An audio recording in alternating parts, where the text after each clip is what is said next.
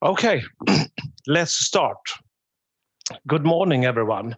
And also you are in a digital way in this a little bit strange times that we have the past 6 months at least. And hopefully it will end someday, but we don't know where.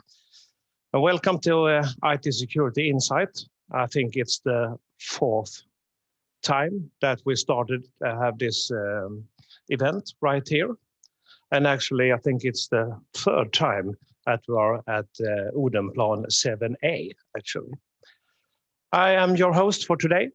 Ulf Berglund is my name, and currently working at Länsförsäkringar Bank, and as an assignment at Security Architect for the present time. But also a representative of the most important Cloud Security Alliance. That is a small group that I should start up with presenting today. And I will try to stand a little bit on spot because you should see me. That could be quite difficult. As you can hear, I'm from the southern part of Sweden.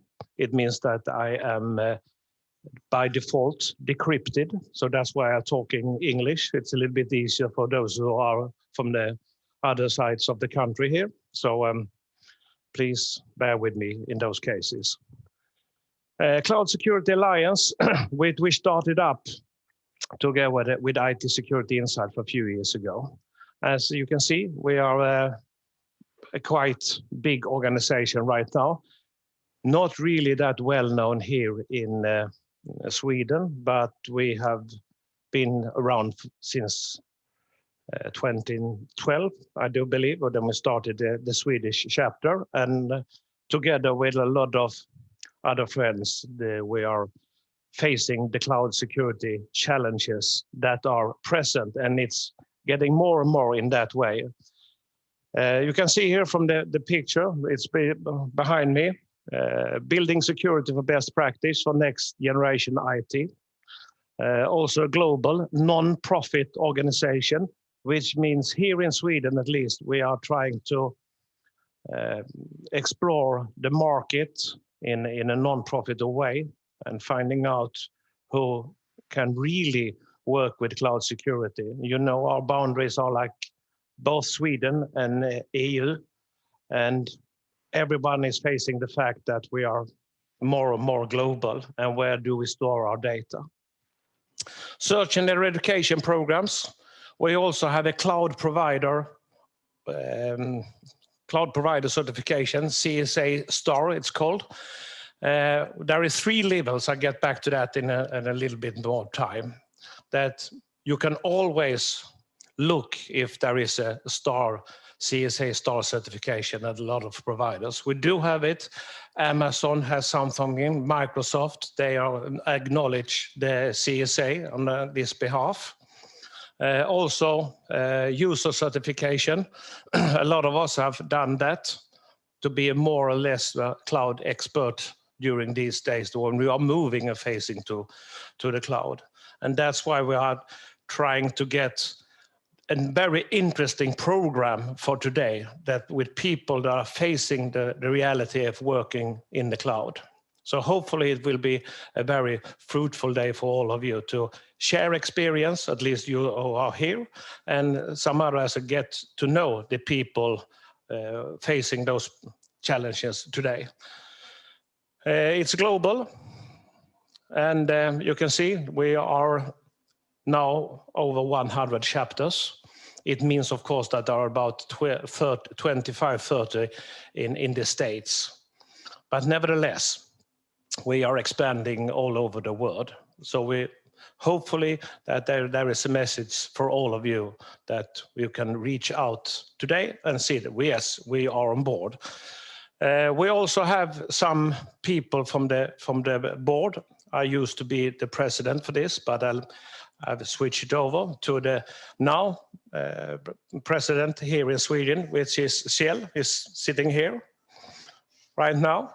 And we also have some other board members, Ina, who's sitting right here, who will keep track of the time for today, for all of those who been working.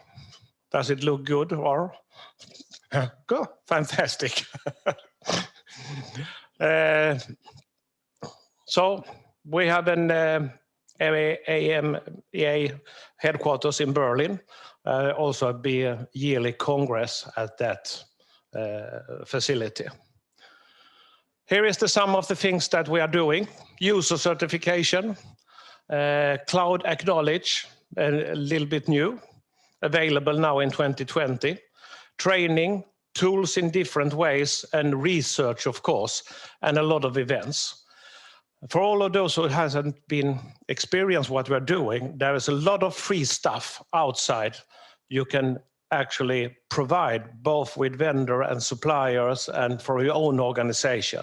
For example, we are going to move, what shall we bring up for questions to the supplier that we are trying to choose?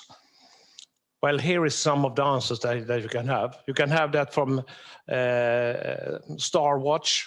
You can also have it from an inventory, so you don't have to invent it. As talking as also a freelancer and consultant, you don't have to pay them because it's out there already. So there is a lot of things to do and to get hold of. So please join us in the websites. We have also a research. Of course, this is moving very, very fast.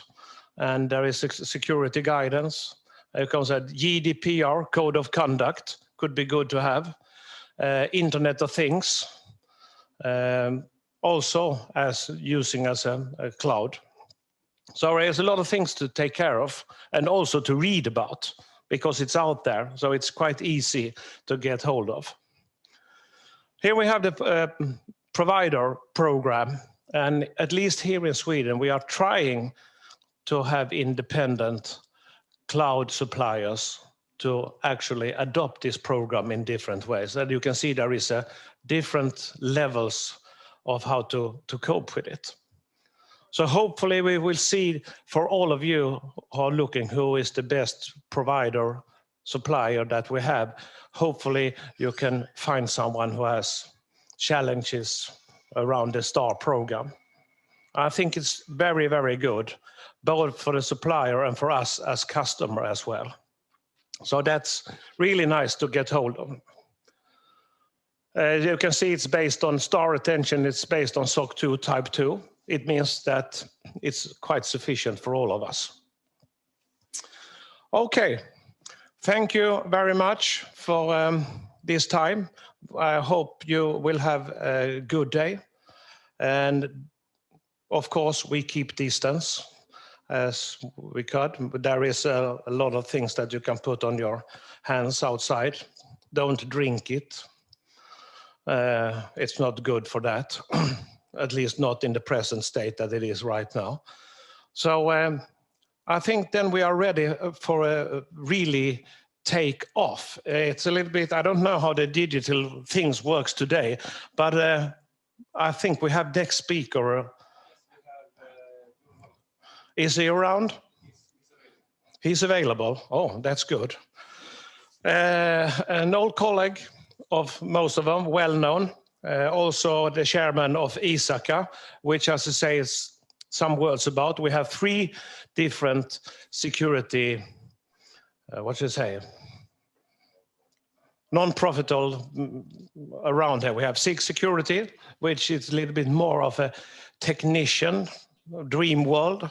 We also have ISACA, which CSR is going to work together with from this very year. Isn't that social? So we hope to combine those two. As you know, you have the compliance. So it means that you have CSA as one of the professionals organizations for cloud security. We have SIG Security, who will have a deep dive in technology around the cloud. And of course, we have the compliance issues that we are facing very near and almost every day. So hopefully these 3 organizations will work together to get a really good, fantastic program over the year here in Sweden. I don't know, is he around? Is he speakable? I'm here. I'm here. Oh, welcome. I'm here. How is your day today, Johan? It's great, except I'm not able to be on site, so it feels a little bit strange, odd, but that's reality we are facing this year, the next year, the year after, because we're working in a new way right now. Yes, but you are ready for the first session, I do believe.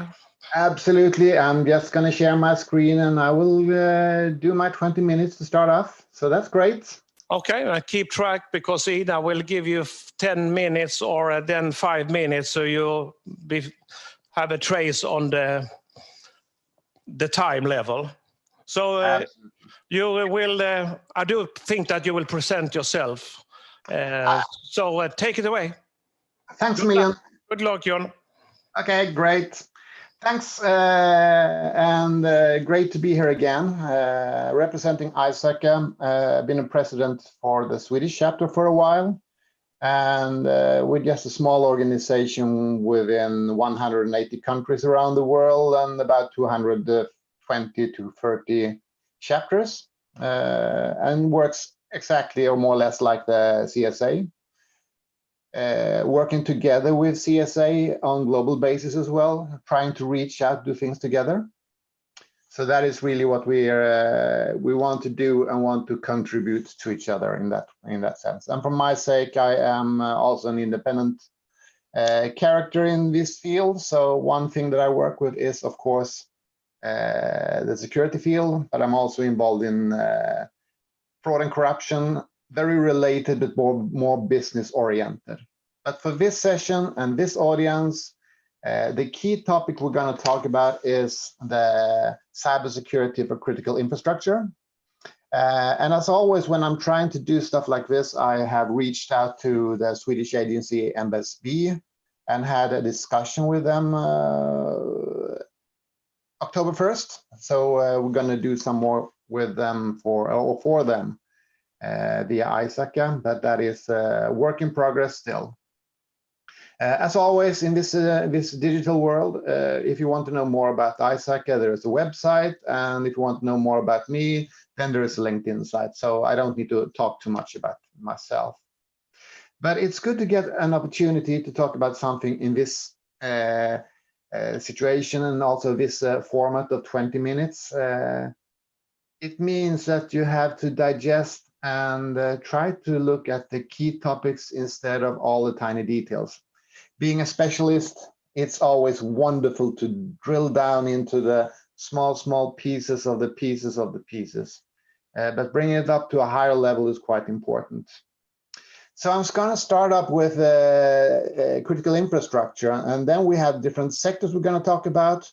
We also have the security risks, which are generic, but we also have specific security risks.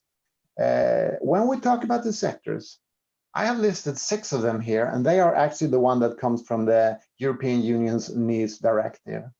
And that is a body of framework that we need to work from in our region in the world. And as we all know, world is changing or had changed a lot. Nations that we thought were very friendly, then might not be as friendly as we expected. So cybercrime and threat from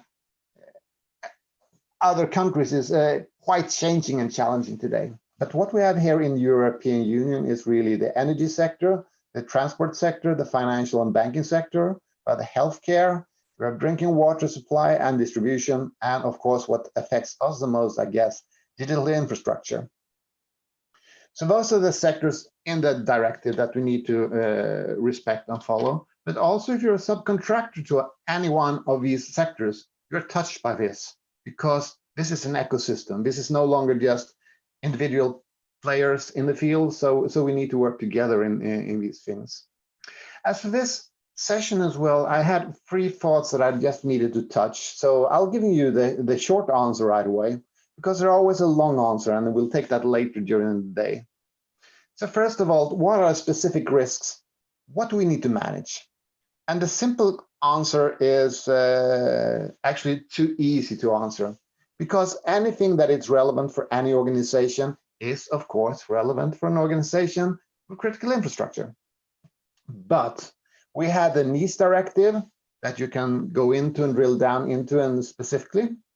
But we also have how this has been turned into the Swedish environment with MSB and all the prescription and recommendations they have created. So that is the basic stuff we need to work around with and relate to.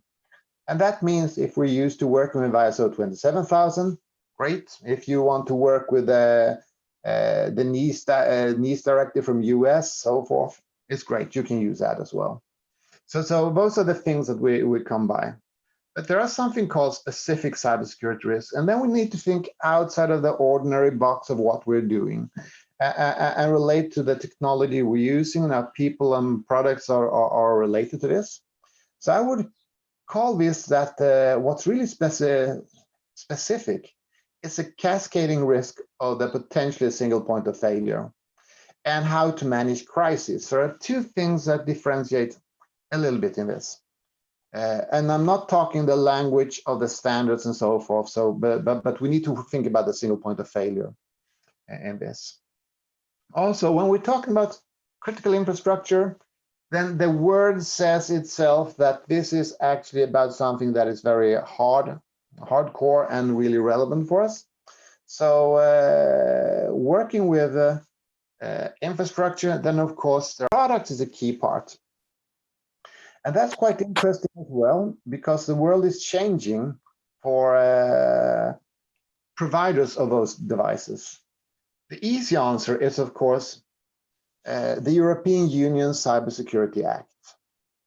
It should not and shall not be understood as the same as the one that you have in US. Their Cybersecurity Act is something completely different.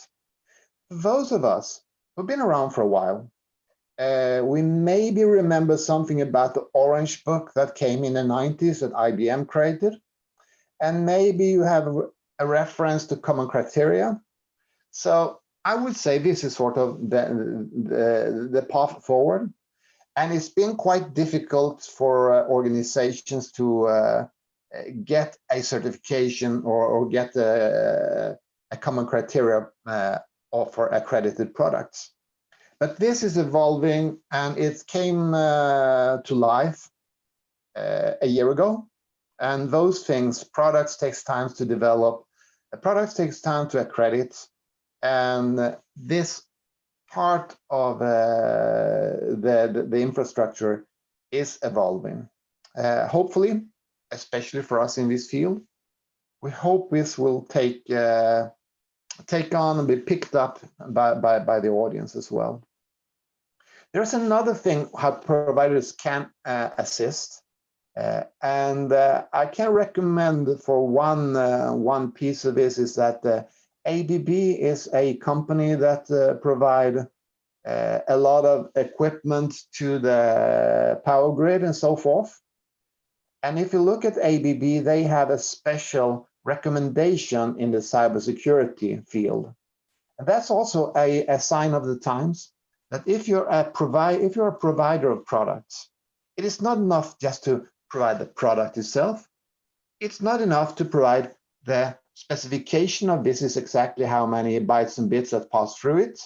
They also provide a website that is related to how should you govern and use the products as a part of your portfolio of products and portfolio of systems that it relates to.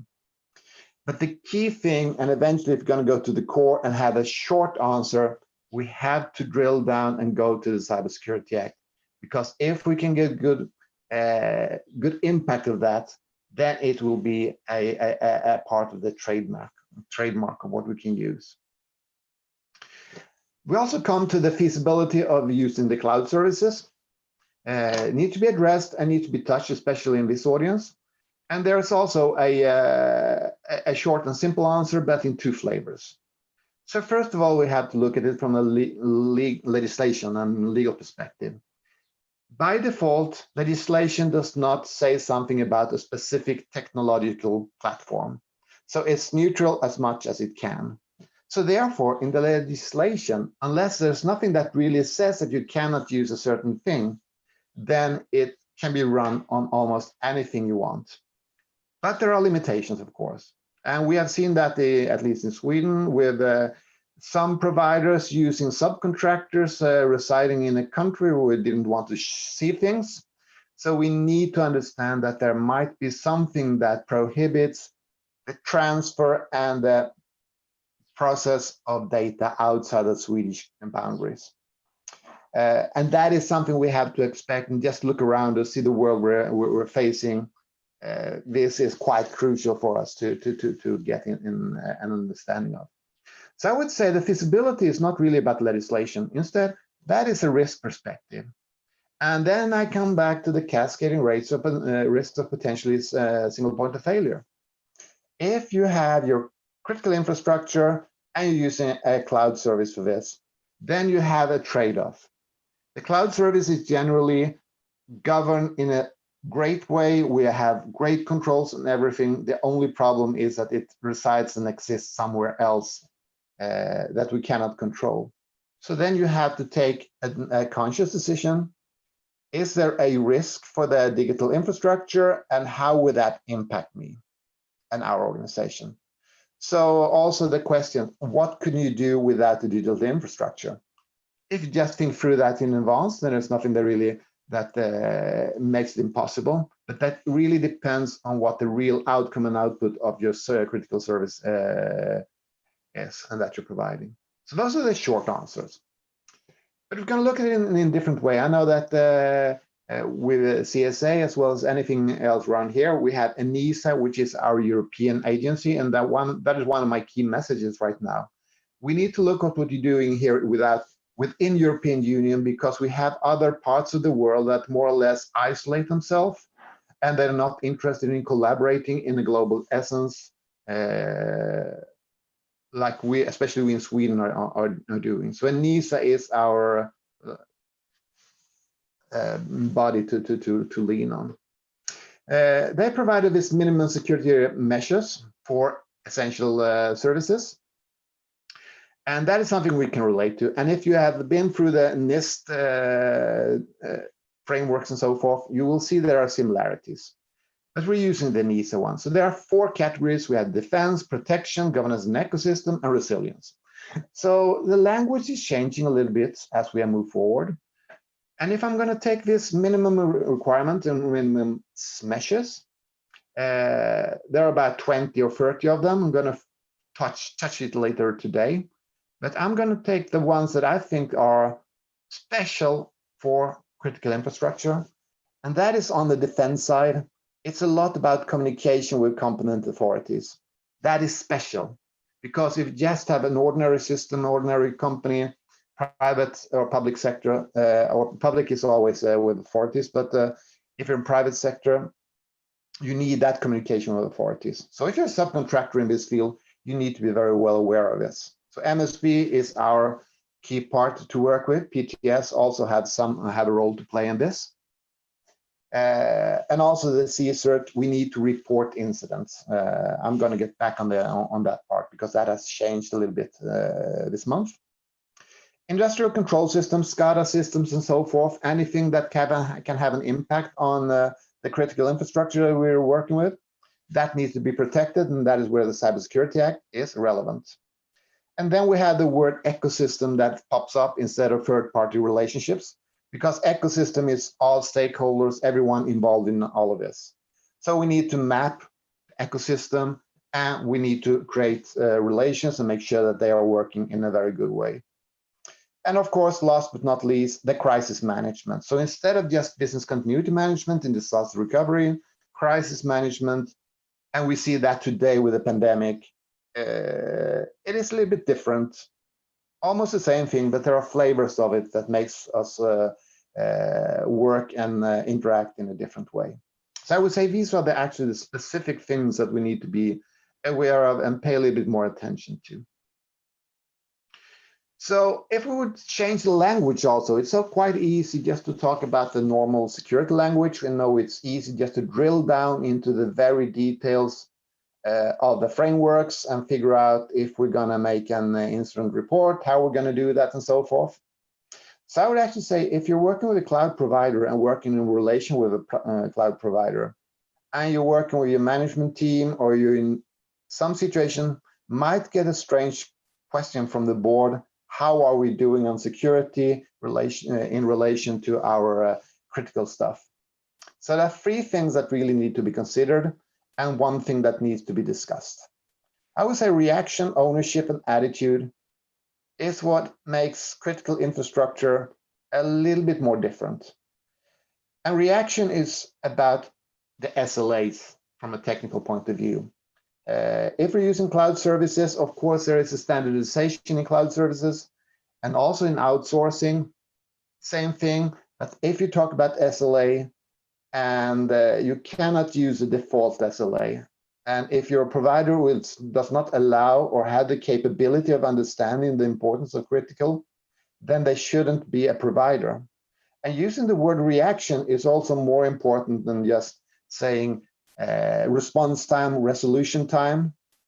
We're also living in a world where the bots and the technology is taking over from us human beings. And the time to detect something until we do the reaction, it gets shorter and shorter, and we have the AI and machine learning things that are coming along that actually plays a game that is so instant here and now, and sometimes even before it happens.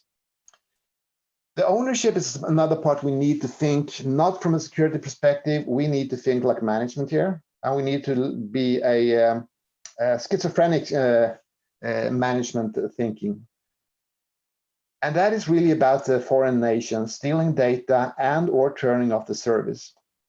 And that can be the provider itself, but also the subcontractors of a provider.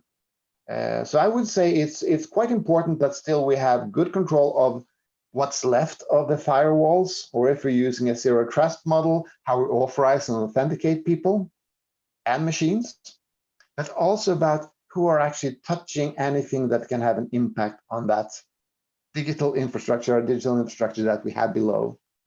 And the third parties, and I would say the ecosystem as a whole, is crucial. And I've seen myself in some strange situation where I have had foreign nations getting inside an organization, not a USB stick, not about getting through the gate, tailgating and all of that, but really becoming an authorized supplier of services for maintenance. So maintenance is one good situation where you just need to be aware of that. It's a different landscape and you need to think in a different way. You also need attitude that is a bit different. So we have all seen or experienced that we have providers that very easily start blaming others instead of trying to figure out how can we avoid others having a bad impact on our situation. So the attitude is also the key. And I would say if you have a provider that don't provide innovative and an openness in terms of reaction, then they should be scrutinized a lot. If they're not transparent about ownership and they're not able to provide information there, then you should be careful. And even more, if you don't have the attitude, then you're in a very bad place. And what's more, of course, there are a lot of more instances depending on what kind of the six flavors of the NIS directive that you belong to or you're touched by. So you also need to think for yourself and figure out what is really important in my environment and my world. So I'm just going to give you something, two more things before I'm wrapping this up. So there's also the cascading impact assessment or cascading risk that I said. So I just tried to do something screening on the net to see if I can find something I haven't touched before. So this is one model that can be used if you're going to do a cascading impact assessment. When we're doing our risk analysis and risk scenarios, you may touch this, that when it comes to critical infrastructure, the area of action is important to touch. The structure of the action, the intensity of the action, the duration, and the effect of the action.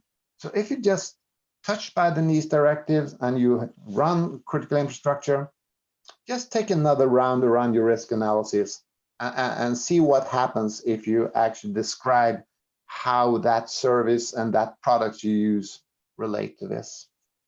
I also have to highlight the MSB, and I've deliberately just added this to the slide this morning because this is from the discussion the past week with MSB. So if any one of you working in an agency or in a company that touches critical infrastructure, for Saga, we're providing a lot of people who are a CSO, CISO, and so forth. You need to report those incidents, and that's the only way for us to understand how bad the situation is out there or how good that is. I think we all learned that from the pandemic. If we don't have a good statistics and good measuring, it's very difficult to say how good or bad it is. What's happened from October 1st is that the old style security incidents for government agencies, that has been aligned with the reporting for those who are covered by the NIS directive. Before October the 1st, that was two different ways of reporting. Now they have aligned that, so it's the same type of reporting, and they need all the good values and good reports that they can get. And just as a highlight from 2019 report that was published in April, the type of incidents that they have received between from 2016 when they started to 2019, it has become much more user errors than attacks. And that is also something we need to relate to, that security incident is not just foreign nations doing bad stuff.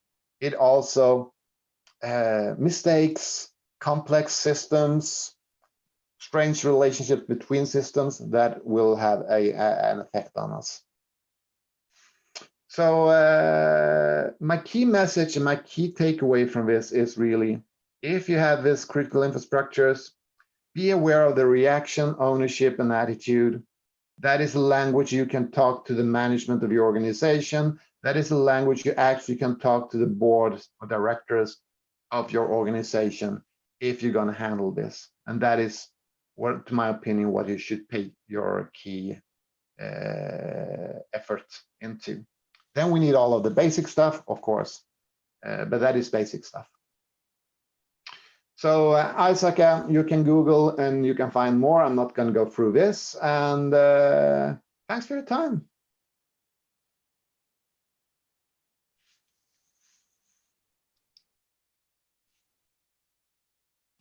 Okay.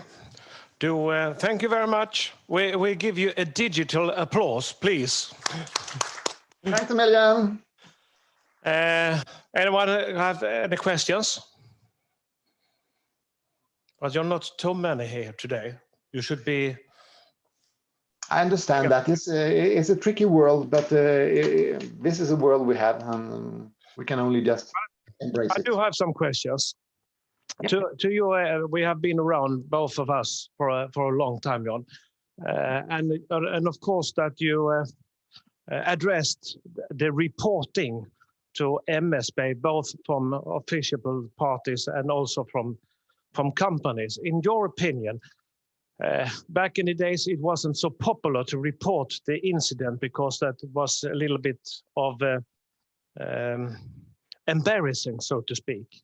Have you seen any changes due to the fact, from your point of view, that the reporting is a little bit more obvious and not so embarrassing anymore?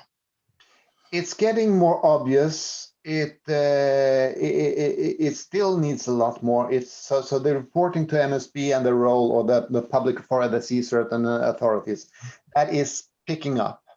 The thing that is very embarrassing instead is when you're going to report it to the police. So there are flavors of the flavors. So if you have an attack, when do you actually do that final reporting to the police and make a court case of it? That is the one that is really time consuming and that is really slow. But for the public authorities, I think we're getting there. And I actually think that the pandemic have helped us. We don't see that. We'll see that in a year's time. And you can see this in the statistics also, because now people are reporting mistakes and not just attacks. So that is one flavor, that one thing, indication that something has changed. But reporting takes time. So I hope that the new, the updated versions of the directive from MSB have helped. And that just was put in effect from October 1st. So we're in the middle of a change. So the summarizing is it's getting better. It's getting better. Yeah. Another question I have. You talked about the critical infrastructure, and there was some diversion of how to actually address it and in risk management way. Do you have a thought of any special area that could be very tricky for official or for business? Ownership is always ownership and stakeholders in the ecosystem is the most difficult thing, because it's so easy to go into bytes and bits and to forget about how do the business relationships stand between different parties. Okay. Any other questions? Okay, we have a few minutes left. I think we should have a little bit of a switch to next speaker, and then you also here in the audience could take a 5 minutes or 10 minutes, say 10 minutes of a what you call leg stretcher, and then hopefully we have Björn Gustafsson on the stage. And once more, Jan, thank you very much. Good to see you. Take care. See you around the business. Will do. Have a nice day. Bye. Thank you. Okay, let's Björn, your next one. You should be on the stage. Take 10 minutes. Back in there.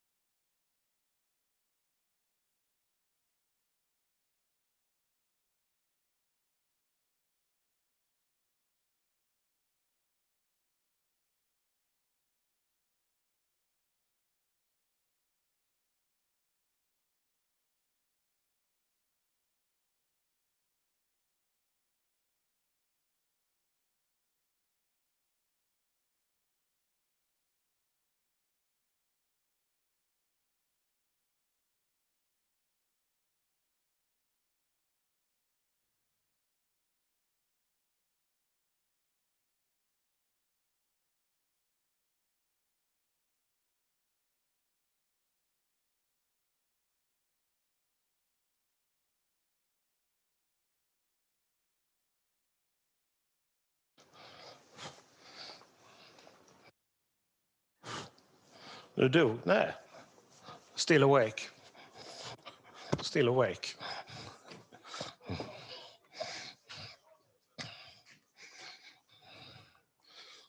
Ja, nu hittar han i alla fall. Ja, ja. Jag hotar annars. Vad är det så här? De kan klicka här.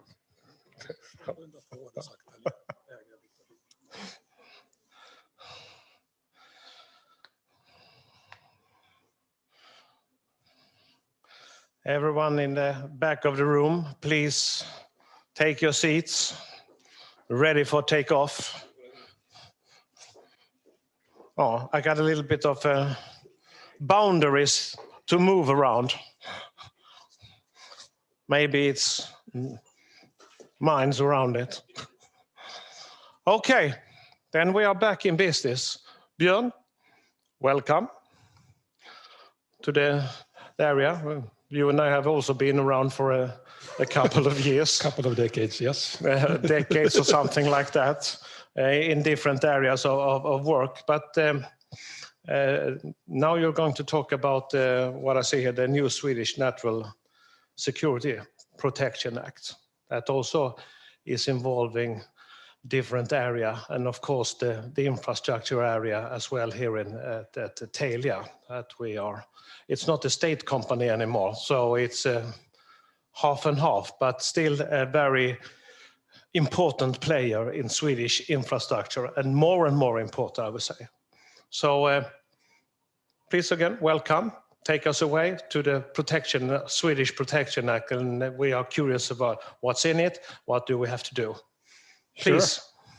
Sure. I'll try to explain that, not how it should be interpreted, but how we at Telia have interpreted that. My history working security is I spent my first 20 years in the Swedish Army. After that, I spent another 8 years in the municipality of Stockholm as Chief Information Security Officer. And after that, the last 4.5 years, I have been head of national security at Telia Sweden. Telia today is a global company, not like the one we used to know, Televerket, for those of you who are my age and a little bit above, perhaps. So this is, of course, some challenges working in a global environment and then have quite strict Swedish legislation to direct your business to, because that's what we are doing. It's the business that runs us. We need our customers in order to deliver. But Telia, who was Televerket, has been around for more than 150 years. And it was very closely bounded to the Swedish government. They had a monopoly, and the Televerket at first delivered telegraph communications throughout the country. And after that, it was the phones and the voice communications, and there were more than 50,000 employees working at Televerket. They had a total defense department with an officer from the military who was head of that department. So there is a very close boundary still to the government in Sweden. But today I think they have 38% of the shares. So the majority, the absolute majority, is mostly actually private shareholders. But when the Televerket was around, they had the infrastructure and they had the monopoly. You weren't even allowed to buy a phone from a store. You needed to rent it from the Televerket. And the taxes to make a phone call, of course, were set by the company depending on how much the government wanted to earn. But that all changed some 25 years ago when there was a free market. But the thing that happened was that Telia inherited all the infrastructure who was used at that time. And that was at the beginning quite good business, because we could charge other operators who were to use our infrastructure. But over time, the revenue of that infrastructure, it's getting lower, because once you get a fiber into your house, most of the customers don't want to keep their old copper attachments to the house. And today, my regulator is PTS, and I think they have some 500 registered operators within the company in Sweden. So there are more than 200 network owners in Sweden. And we are using each other's network. We are buying services from each other. You could use a SIM card from another operator, transmissioning Telia network. So we are quite without borders. The audience here, of course, know how to find out where the web server is located. But for the most people in Sweden, you just log into a server and you look at the web page, having no idea where in the world that is. We talked some about cloud services in the previous, and that is exactly what we are talking about here. You don't know where your information is being stored. Another name for a cloud server is, of course, someone else's computer.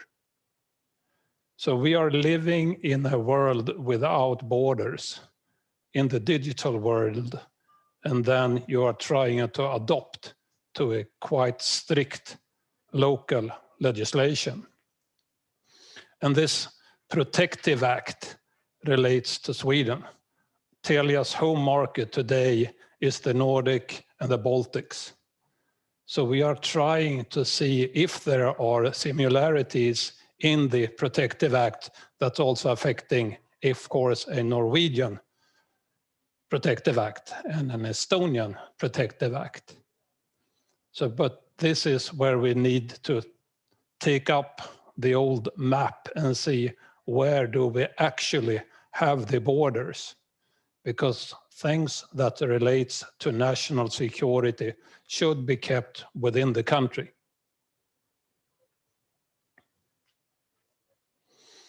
So national security can't stand by itself.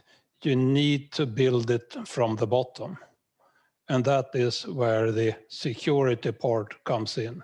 It's not just the physical security, it's the personal security and the information security. And once you have built that from the bottom, then the national security with this specific requirements goes on top. And we are quite certain there are similarities when we talk about national security across countries. The ones I'm working with in the other countries, they of course have similar requirements on where the data should be stored. We could agree on that the data should be encrypted. In Sweden, there is a requirement that states that the armed force has to approve the methods for encryption. We need to have some sort of security clearance for that personnel working with the sensitive data. And that goes for all our 6 countries within our home markets. So there are similarities, but then there are add-ons for each country. And that's what we are aiming for, to have a common national security guideline, and then a more specific for country-wise. I'm quite sure that most of you knows about this Protective Act, but there may be someone who doesn't know it. There are 3 parts that needs to be addressed. First of all, you have the threat, most likely the state actors. So that's one of the difficulties with this, because you are supposed to protect the country's most sensitive assets from the most advanced aggressor. And you need to build a business case if you're working in a private company. to make a huge investments without having a plan for return of that investment. It just won't happen, sorry to say. And then there are the things that you need to protect. You need to analyze what is the company's most sensible assets that we need to protect. And then, of course, you need to find a way to scale that and balance that. What is the threat? What are we supposed to protect? And what security measurements are we supposed to put in to that? So like I said, the most advanced aggressors, we are looking at terrorists, we are looking at espionage, and we are psychological operation or other campaigns that will affect a large number of citizens in order to do things their way, to vote in the one direction or support an organization or whatever that could be.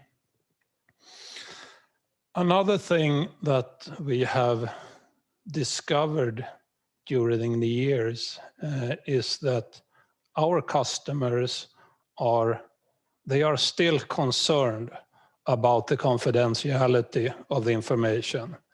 But we think what they really are concerned about is the availability. Our customer want the services we provide to them to work even after or during the unwanted event. During a terrorist attack, it was quite essential that you could call 112 when the terrorist attack of Drottninggatan happened April 2017.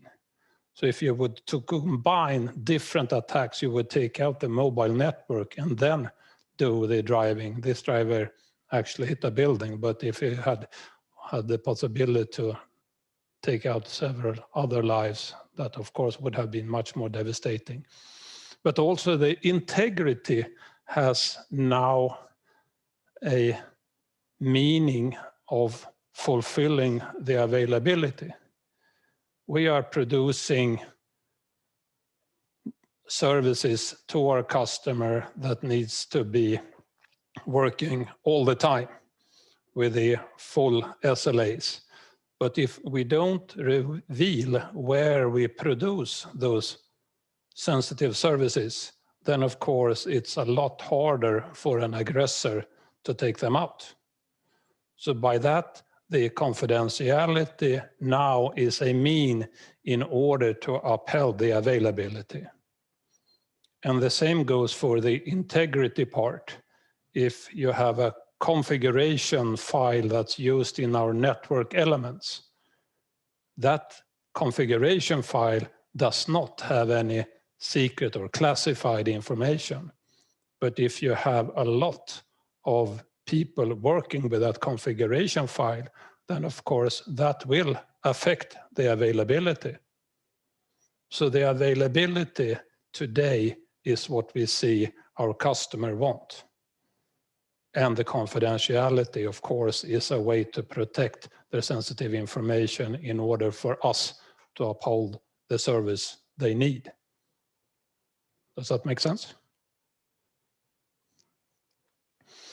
So the National Security Protective Act has 4 focus areas. The first one is related to the security contracts, where we as a operator often get the trust to uphold certain services to our customers. And the security contract states how we should do that. In the best of worlds, the customer has done their own analysis, so they know what to expect from us, and they have a clear view on what we should do in order to protect that. One thing that's also stated is the physical security. This is Fort Knox on the picture, and that's maybe taking it to the top. But we have, since we inherited the infrastructure in Sweden, we are also obligated to uphold allowing other operators to use our sites. And we had a situation some years ago where an operator who was owned by the Russian government was operating in Sweden, and we were obligated to provide them access to all our sites. And that's nothing we could do about it, because that's a Swedish legislation in order to tear down the monopoly that was here. And it shouldn't be efficient for the customers to have every operator building their own site. So we are using co-location. If you have a tower, you could be most certain of that there are at least 4 telco providers in that tower. And the same goes for the base station that stands below the tower. But we need to enhance the physical security in order to protect the services that could be of essential for the Swedish national security. But we also need to figure out how we could keep out the untrustworthy personnel from other operators into our sites, since we have an obligation to let them in due to the co-location directive. The next part, which I'm quite sure most of you are familiar with, is the information security, where the hardest part is information classification. You need to know the value of the information you're using. If we want to do a sales campaign, it of course would be the best place where there is a lot of people. And if you're going back and more analog, you'd use billboard. But that billboard could be altered by a Sharpie or a marker. But that could be handled. And I think that would be the similarity for, maybe I'm now swearing in the church, looking at Ulf, using a cloud services. There are a lot of people who could destroy the information that's being stored in a cloud service. All the administrators from the vendors have access to that. Even if it's encrypted today, state secret should be a state secret for 40 years. And who expects that the methods we are using today still stands in 10 years or 20 years or 30 years? State secrets could not be stored in a cloud service. Things that are sensitive and that should be protected by all means. And that, of course, is quite costly. And then you need to balance who should have access to the data from where. In difference on everyone has access to it every time. Because it's both costly and time-consuming to build a system that's approved for state secrets. But if we have managed to do everything we have set our targets to do, we have fortified our sites, we have built the network systems and IT systems accordingly. Of course, in order to get your hands on state secrets, you could use social engineering, you could use threats, you could abuse in order to get the information from the personnel working with state secrets. So that means that we also need to make sure that the personnel working in these security sensitive activities are trustworthy. And now I'll try to explain the challenge we see working with national security in a global company. And my difficulties trying to explain this to my managers is that everything we point to as being part of security sensitive activities, it will have a huge impact. If we state that this technical site is of importance for the critical infrastructure, that means we need to have control over over all the ones who have access to that site, not just the ones working for Telia, but also the ones working from our competitors. And if we for some reason find out that we haven't fortified the site accordingly, we need to rebuild that site. And that means that the ones who are rebuilding the site, we need to have control over them as well. The technology that is within the site needs to be protected from unauthorized access.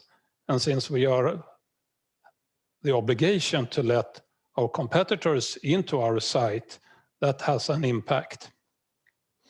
And the ones having access to the technology within the site, they are quite often working from our offices. They are not physically on site. So that means we need to secure the communication between the technical equipment within the site and the office.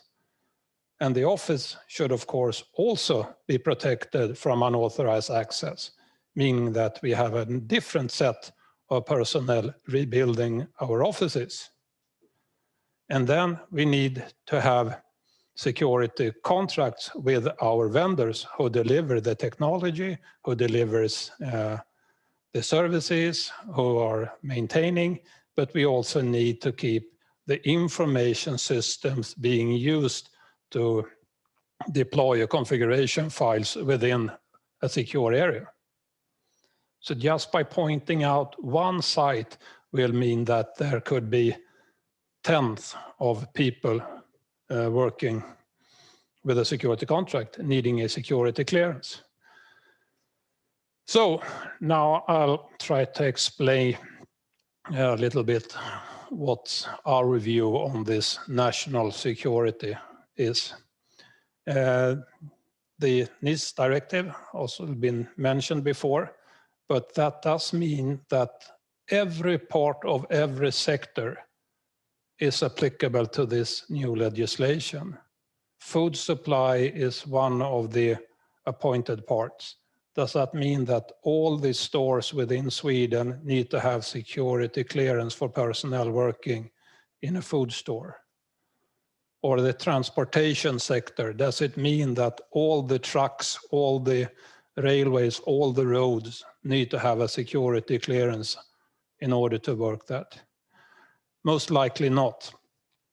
So our findings from this is that, well, what is really Telia responsibility in this? We are one of the stakeholders owning critical infrastructure. But from our view, the customer has a huge responsibility.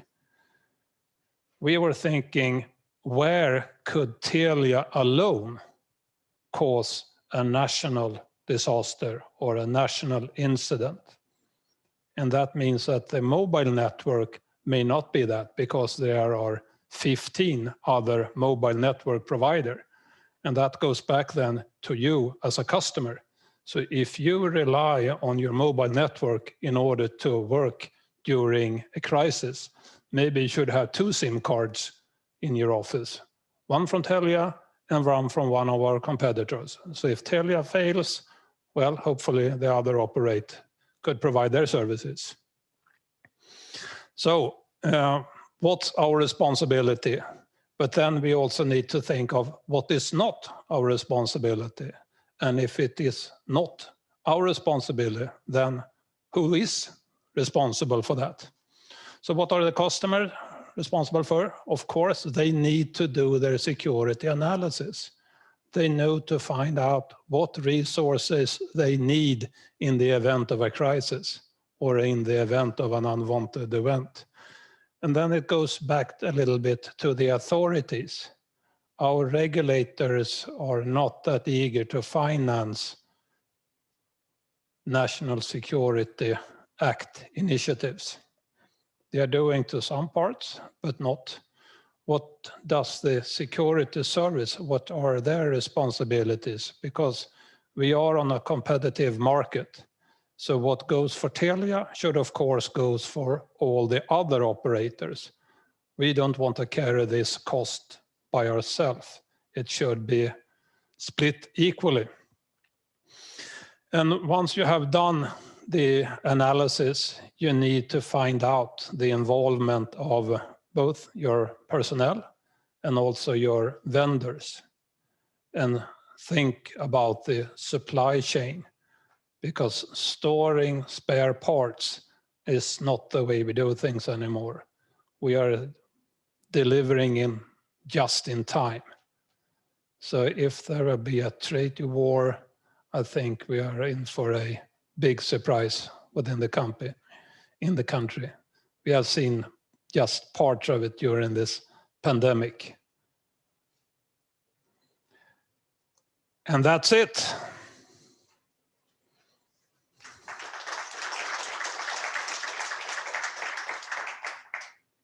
Any questions so far? Crystal clear. Crystal clear. Someone? There you go.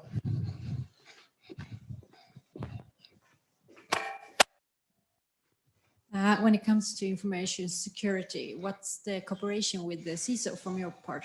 How do you cooperate? With the CISO. The CISO and the CSO is on the same management team. And the Chief Security Officer has different sets of competence. There is a SOC, there is a person team working with personnel security and their ICT team, and then me being a part of the group security, but my focus, of course, is Sweden. Same management team, working closely together, but not in the same team. Any more? Okay. Thank you. You said one thing, Björn. Why don't you have a SIM card from Telia or the ATPO operations? Would it be too much of an option that we have one national card? No, but that means that the ones you are buying the SIM card working in all the other operators' networks, they need to buy the service from all the operators. Okay. So in the event of a crisis, that could be discussed. It's called roaming. Yeah, it's called So if you roaming. are- But I mean, when is the time to lose on that? In what state should we be in Sweden if we cut loose the boundaries between the operators that you can use the SIM card? Or is it not even doable? It's doable. It's quite easy. We have discussed this, and I think we are listening to our regulator. Once the regulator decides that we should do it, of course, we'll do it. Okay. But then they have to be prepared to carry the economic consequences for that decision. Okay. Is there a huge difficulty between the operators to get into the business to say, let's do it? No, we are competitors, so it's not one. No one is better than the other. Okay. Another question back from the old days. Do we still have the threads into our houses to have an actual, not a mobile phone, but the phone that we used to have at least when we were young, but that ages, of course. But it is possible if we break down some of the infrastructure that we can go back to.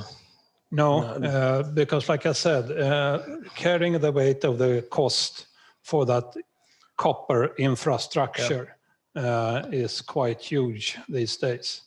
And once you get the option to use a fiber network, most customers don't want to keep their copper infrastructure anymore. And there is also a transmission difficulty, because using a fiber, you don't need such many repeaters as you would do. So there is a facility or buildings that could be torn down as well, which also will save the company who's carrying the burden of the cost for the infrastructure. Right? Okay. So Copper is no more, It's no unfortunately. more. It's done over out. Yes, be prepared for using fiber or mobile networks. It means that we are a little bit vulnerable, I believe, because we have those points in the infrastructure in the cities or in the countryside that are really hubs. Yes, but then the regulator has stated that we need to have battery backups or diesel backups depending on how many users we have on that. So at 4, 8 or up to a week services, but we are dependent on electricity. Okay. Yes, I think that summarizes that. Let's take this story back to our corporation. We need at least 2 SIM cards. We need at least 2 operators due to the communication that we have, so we can fall back if something happens. I do believe that most of you already have that, but in the case of emergency, it might be good to have 2 or 3 SIM cards in the drawer. But I also really want to emphasize that security is a teamwork. This is something we should do together. You should not stand alone doing this. No. So let's work together. Yeah, so we have both been in the armed services for a long time of period, and we know the armed forces can't actually rely upon themselves. They need the support from the civilian side and vice versa, I do believe. So it's more of a team effort right today. Thank you very much for Thank you. Thank you. It's time for next speaker, I believe, from the police. He's here.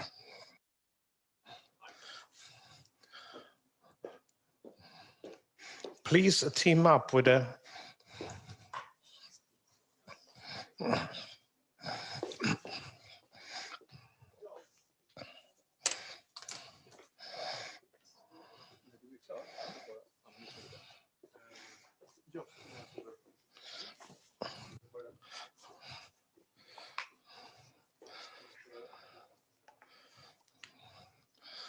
Okay, rest of you can read from the program, so you also can prepare for some of the questions for the speakers that we have. I think that's a good idea to look through that we have on the stage.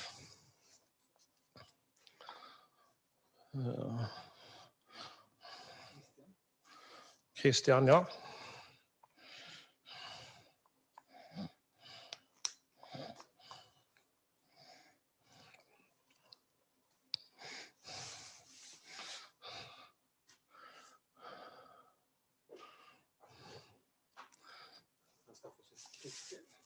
Click on the... Okay, welcome to the stage. Thank you. You put that on. Thank you. Now you're on. It's a pleasure to have you here, Christian. It's a pleasure to be here. Thank you. It's the first time, I do believe. Yes. I've seen you. Hopefully not for the last. I do believe that you have some challenges due to the fact that we are changing rapidly. Indeed. How do we stay secure? And I do believe that could be very intriguing due to the police work, also a part of the national security, I believe. So it will be very interesting to hear what Christian says from the inside of a case study. Please continue. Thank you. Hello, everyone. My name is Christian Aldemassi, and I work as an IT security specialist at the Swedish Police Authority. Oh, by the way, where should I stand for the camera? Okay, thank you. I specialize in security in private clouds and IT security architecture. I work with network security, application security, and also conduct risk assessments and so on, and classify information.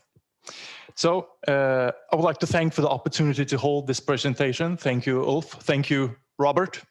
And I hope that you are well in these challenging times. This presentation is about the challenges that the Swedish Police Authority faces, where modern police work requires high availability and mobility without compromising information security. Our agenda for today is that we'll start by going through the police organization briefly. This is followed by some areas and activities in which the authority operates in, continued by some examples of modern police tools that has been introduced and how information security has enabled them. Finally, we'll wrap things up with a Q&A. So, without any further ado, let's dive in. The police organization is a fairly large organization and a complex organization. It has 32,000 employees. And when I speak to a lot of civilians, I'm always surprised by the fact that they don't realize that the Swedish Police Authority has a IT department. And to tell the truth, our IT department consists of 1,000 employees, so it's a large IT department. And if you look at the other agencies in Sweden, the Swedish Police Authority is actually the largest government-level agency in Sweden. I work at the IT security division. And in the IT security division, we have several dedicated groups for internal auditing, public key infrastructure, incident response, access, authorization and access control, pen test and red teaming, and information security, where I am stationed. In the division as a whole, we have roughly 60 employees. So we're a fairly large workforce that are dedicated to IT security. And we also have a security operations center, which is not part of the division, but which we work closely with. Now, my job as a IT security specialist is to work together with the development and operations teams to build more robust services. We try to make sure that every team in the IT department has a dedicated security specialist. The IT department as a whole creates services which support the police officers in their daily activity. And as such, we operate in a wide range of areas. To name just a few, we're responsible for identity documents. We do a lot of work with forensics, crime prevention and intervention, intelligence analysis, international cooperations to prevent international crimes, and so on. So to start with something that most of you probably are familiar with, let's look into what information security demands exist in traffic accident prevention. So most of you have probably been in situations like these. The police officer checks the registration plate of the car, asks for your driver's license, maybe do a sobriety test, and so on. And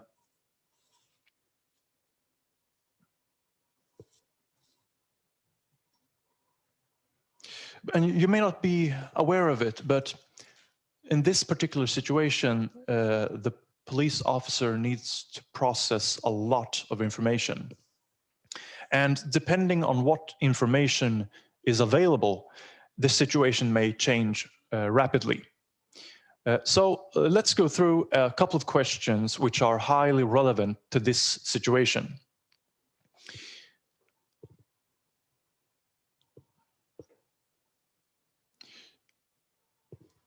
Is the car marked as stolen?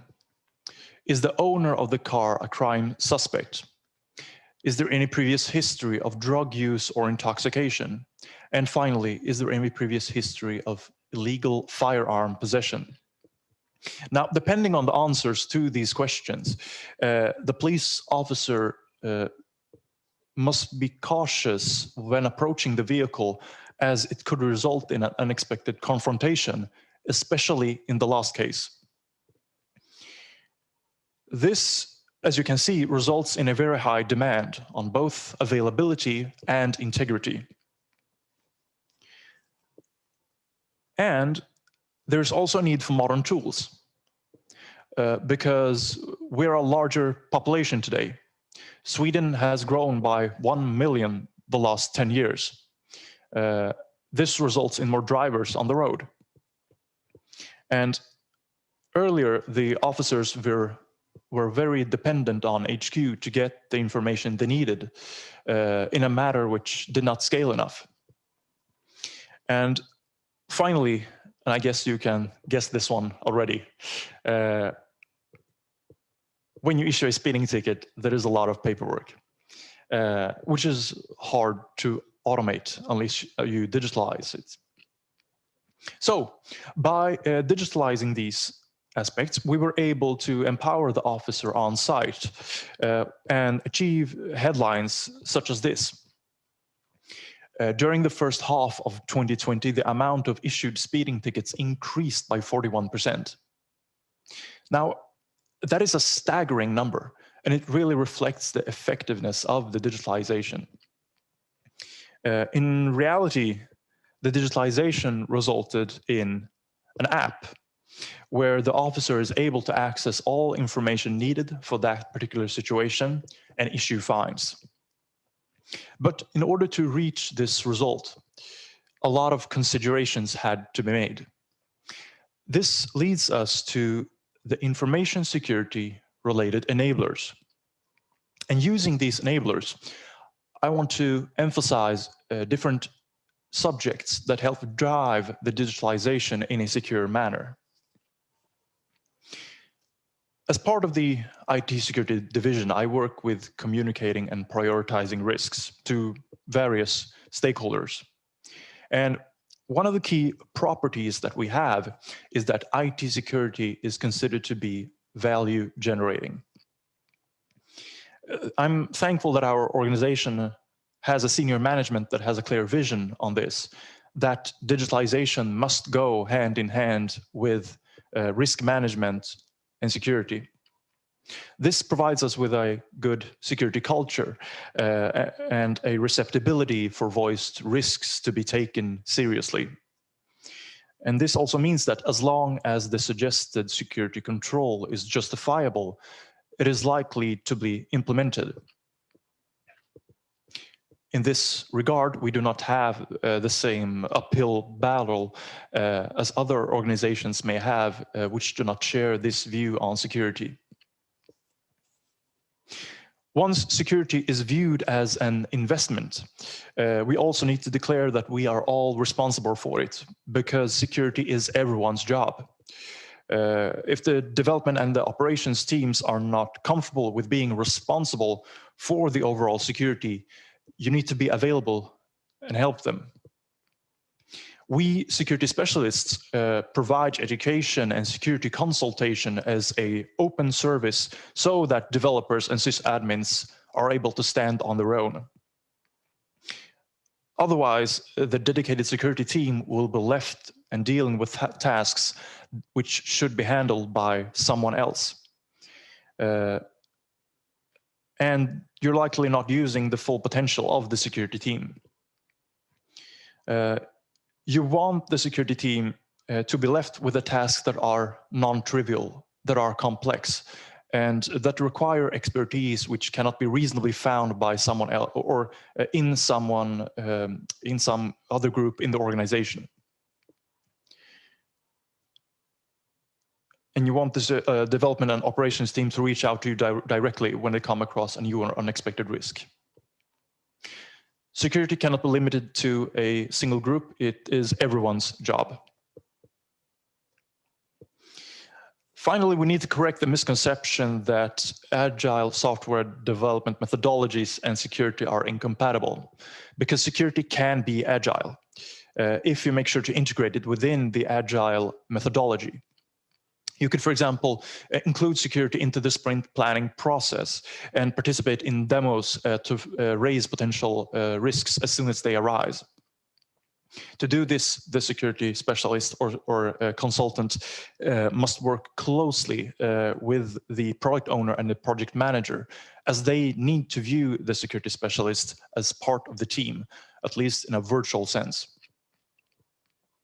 If you want to read more about how security and agile methodologies can be interconnected, I recommend reading a book called The DevOps Handbook by Jim Kim, the author of the Phoenix Project. So as you start to understand, if security isn't value generating, then it will not be prioritized. If not everyone is responsible for it, then security will be isolated to a small team. And if you don't have agility, then then security will be a constant showstopper. This is an ongoing effort at the Swedish Police Authority and is by no means done or finalized. And of course, this is by no means a replacement for a holistic risk management platform.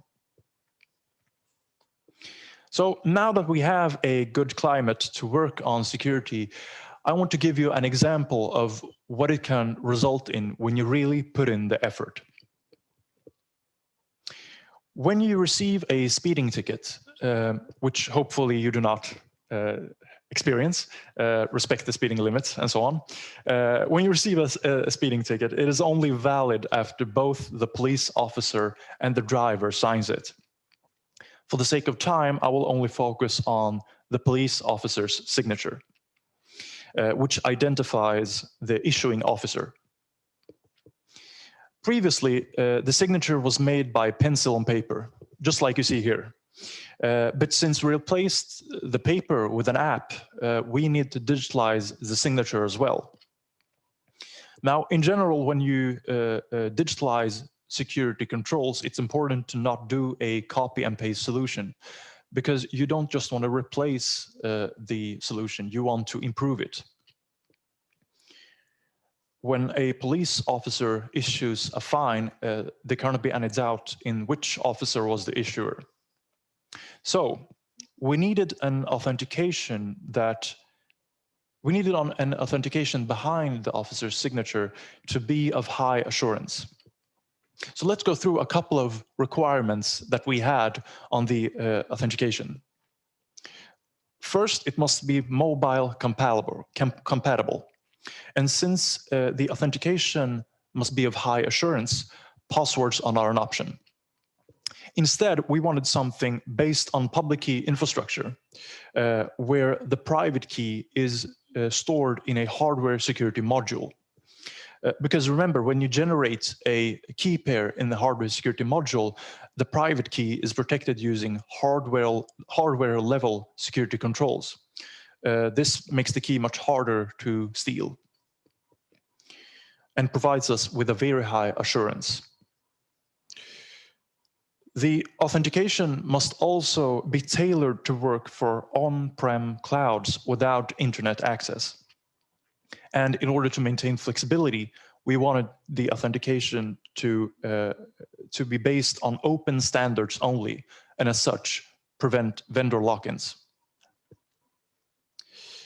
We also wanted support for OpenID Connect, because SAML has some technical limitations that we do not want to limit ourselves with. And finally, it must have a sensational usability, because the police officers will use this tool every single day. So it must provide a good user experience. So when we started working on this 6 to 7 years ago, there was not a single commercial solution out there which suited our needs. I mean, sure, we found great single sign-on solutions, but none of them had the mobile support that we required. So as you start to understand, there was no single silver bullet solution for us.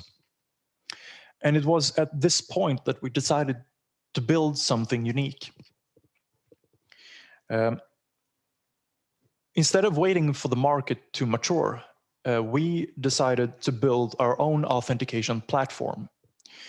I'm not aware of any police agency that has done anything on a similar scale. We're quite proud of this authentication platform. It consists of several handpicked components and has a customized enrollment process that is tailored to integrate with our internal public key infrastructure and our authorization management solution.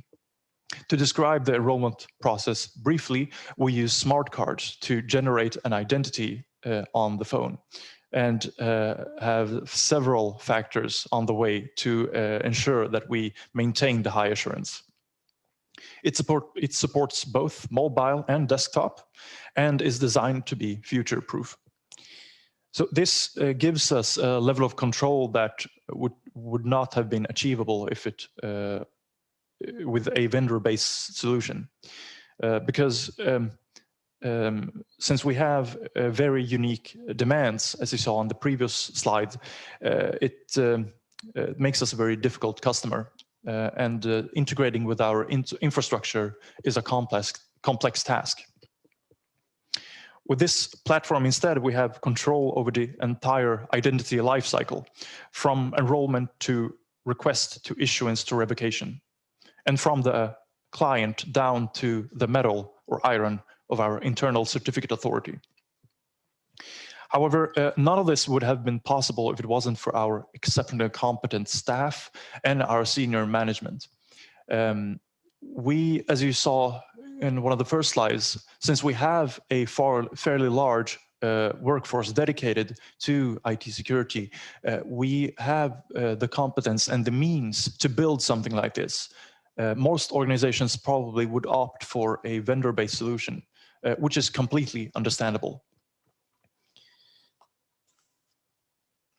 Strong authentication is one of the most important security controls that you can invest in. It is an investment you should make, and make it regardless if you choose to build your own authentication platform like us, or buy or choose to use an open source solution.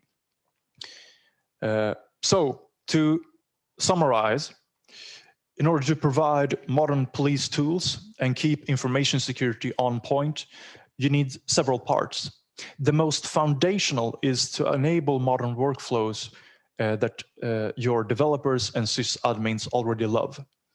And to do this, you must establish security as value generating, make security an organization-wide task, and integrate security into the agile software methodology. After you have done this, you will have a more optimal climate to introduce security controls, such as a high assurance mobile authentication platform. But it's important to not stop there, because as you're probably already well aware of, there are several other security controls that you need to think about. And with that said, thank you for your time. Okay, we have time for some questions. Anyone? Don't be shy. Okay, at least I have some to answer. You stated that security must be agile. I couldn't agree anymore. Yeah. But I think that most of us is facing the reality now that we're having several methodologies for agile development. We have SAFe, for example, and it's started off with a real race in the world. And I'm facing the fact that the security guy, or she or he, doesn't really is a natural of that environment. How could you comment on how you succeeded to work agile to get in the right people in the SAFe train and all that modeling? I think it's quite hard. It is hard, indeed. And that was why I wanted to emphasize those three topics. That first of all, security must be viewed as value generating by the entire organization. Yes. And the senior management must set that bar and project that security culture from the top down.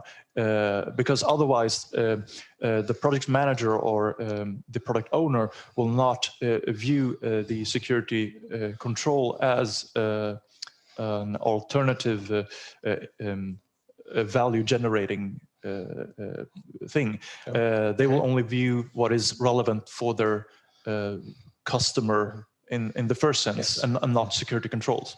So it is key to this is to get management involved, the project management, the PMO. Yes. And to get them on board Yes. directed, say the security must be in it. But then you must work with the individual developers to find a workflow that suits your specific organization, because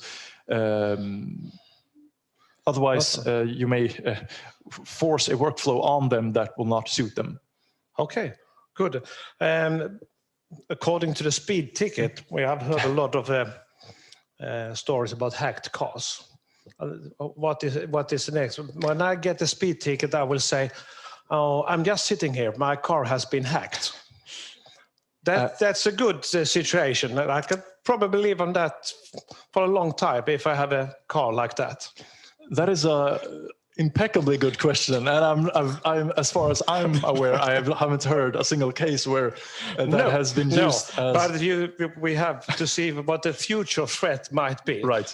Of course, it's the same situation that you have when your wife is beside you. You say, "I'm just sitting here. I'm driving." But I think it's a challenging question that we have. Okay. Indeed. I think also we got a new face from the police. Jan Olsson is everywhere from your department. Give him my regards, and I think there was a new face on the stage. Thank you. Thank you, Christian. Cheers.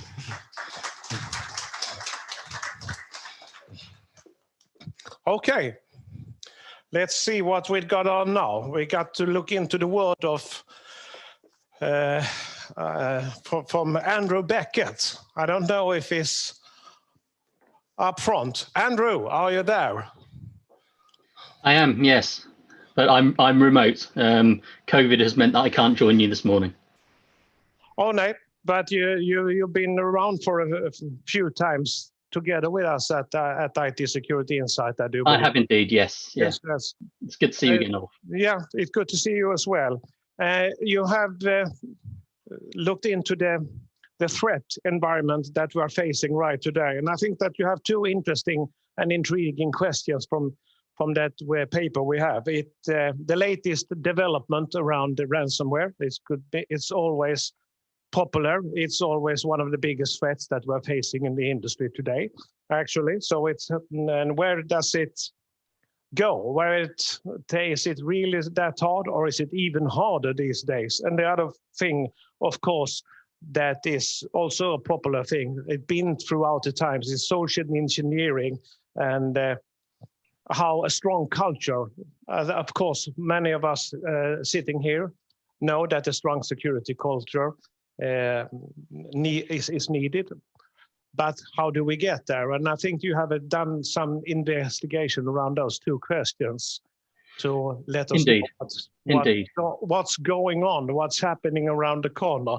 So please, Andrew, introduce yourself and give us the moment of the next threat level in different areas. Go ahead. Okay. Thanks very much, Ulf, and good morning, everybody. And my apologies that I couldn't be with you there in person today. But as with everybody, COVID has messed up most of my plans for this year. So apologies for that. But thank you for those of you who have attended, and welcome to those of you who, like me, are joining via WebEx this morning. So my talk today is looking at or hoping to provide some insights on risk trends that we've witnessed both last year and this year under COVID. So if I don't know whether my presentation is there or whether I need to share my screen. So I will share my screen, and hopefully we'll be able to take it from there. So hopefully you can now see my screen. Could somebody either give me a yes, or if the audience can nod, because I can see the audience. Yeah, brilliant. Thank you very much. So first thing I wanted to look at this morning is some of the market trends that we've been seeing over the last year. And this is a very busy slide, and my apologies for that.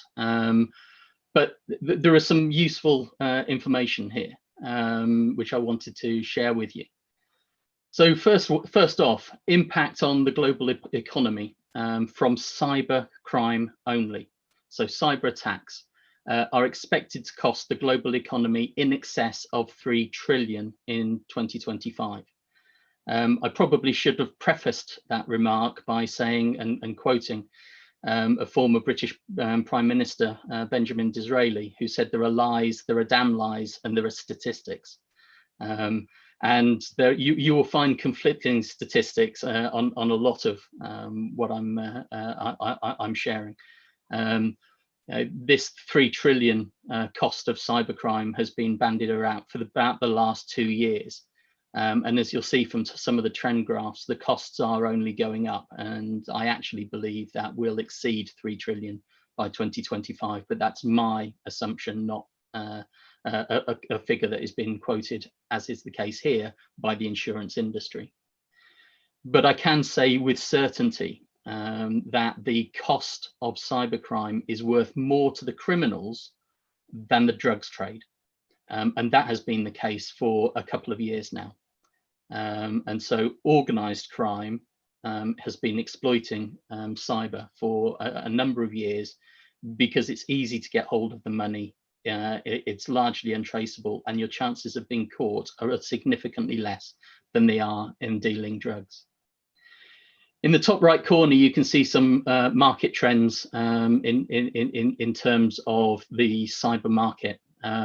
So the value of the global cybersecurity market, which in 2018, the first year, for this year, and you can see a projection that says by 2025, that that figure that the insurance industry seems to be using, or as far out as their crystal ball will allow them to go, they think that that will have doubled to $335 billion. So that's the value of the cybersecurity market. But you can see that the cyber insurance market, in terms of collected premiums, is not going up by anything like that amount. And in fact, we'll see a little later that there is a significant delta between the money being collected by cyber insurance companies and the money that they are paying out. Increases in payouts on cyber insurance are going up by something like 25%, but the collected premiums are only going up by around about 10 or 11%. And it's not a model that's going to be sustainable. In terms of what's driving cyber insurance as a market, obviously there is the regulation and the cost of regulation, the liability that follows a data breach. And I've listed them there in reverse date order. So the California Privacy Act, the GDPR, PCI DSS, going back a few years now, are creating regulatory and legislative frameworks for the protection of data that companies are required to adhere to. We've got increased costs from detection services, monitoring services, and then in order to respond to, with the increase in litigation that follows breach, meaning that an internal cyber response team often isn't sufficient for litigation or for your insurance company. They're asking for that independent investigation, which is just adding cost to the cyber breach response. Obviously, there is increased awareness. The public are more aware and are asking questions about how you are protecting my data.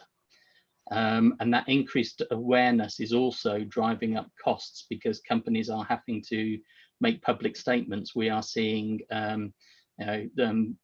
scopes of certification under ISO 27001 being published. We're increasingly seeing organizations publishing a cyber security or cyber maturity report as part of their annual reporting statement.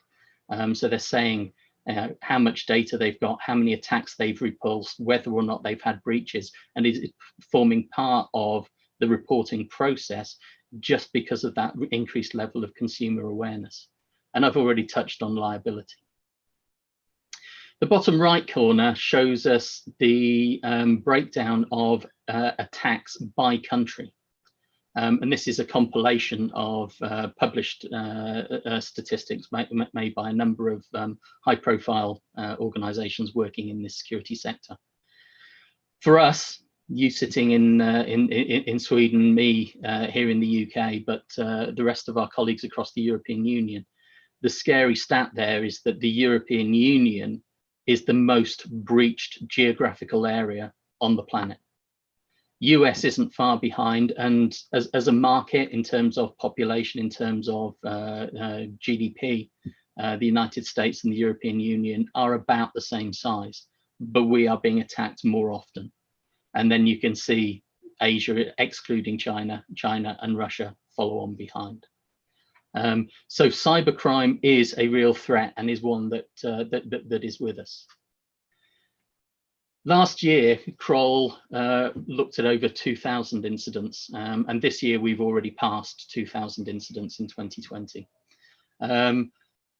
You can see on the left-hand side of this graph that the sectors that were attacked were varied. No market sector was immune from cyber attack and hasn't been for a long time. Services, professional services were between them, hugely attacked, but retail and public sector, healthcare, again, 16%, and we'll come back to that. The other thing that I'd like to share on the right-hand graph is how the attackers got in, the attack surface, the attack vector that was exploited. And you can see that email compromises accounted for 40% of those breaches. Either cloud-based systems such as Office 365 or on-prem email systems, but that accounted for 40% of attacks. Fast forward to 2020, and we can see that that has changed significantly. Now, this year, with COVID, with no business as usual for most companies, staff are working from home, we've seen quite a change in both the popularity of attacks and the vectors. So for the first time ever, ransomware overtook email compromise as the breach of choice. So 35% of all incidents recorded in 2020 up until the end of August were ransomware attacks. And we've seen an explosion in the types of ransomware, the families of ransomware being used. Yes, some of the old favorites are still around, and some are even seeing a resurgence at the moment. But there's been a lot of new ransomware as well. And because systems are distributed, people are working at home, people are working on their own computers, personal computers, but connecting them into office networks. That has increased the risk, and we'll look at that on the next slide. The graph on the right, though, I just want to spend a little bit of time looking at, because there are telltale signs that you can pick up if your company is being targeted for a ransomware attack. In the literally hundreds of cases, well over 500 cases of ransomware that we've investigated as a company that so far this year, nearly 50% of them were preceded by an RDP compromise. So RDP, standard Microsoft tooling, remote desktop ports, being scanned, being exploited because they've not been closed off properly. And that means that for nearly 50% of these ransomware attacks, you can see an attacker sizing up your organization if you are monitoring what is happening on RDP. Check out that port, lock it down. Don't allow it to be used. Change it to a non-standard port numbering and only allow it in prior approved cases. That will disrupt the majority of the attacks that we're seeing on ransomware.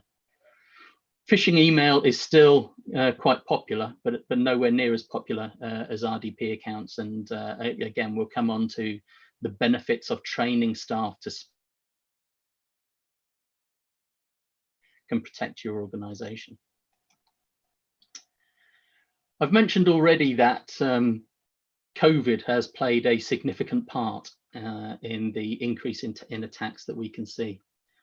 The green portion of the network that you can see here is typically what organizations, what corporations are protecting with their IT security. To the right, you've got third-party ecosystems, and a number of organizations, particularly large organizations, will allow direct connections from vendors or affiliates into their network for the exchange of information. That might be third-party processing of credit cards. It might be the supply of payroll and employment data or employment benefits.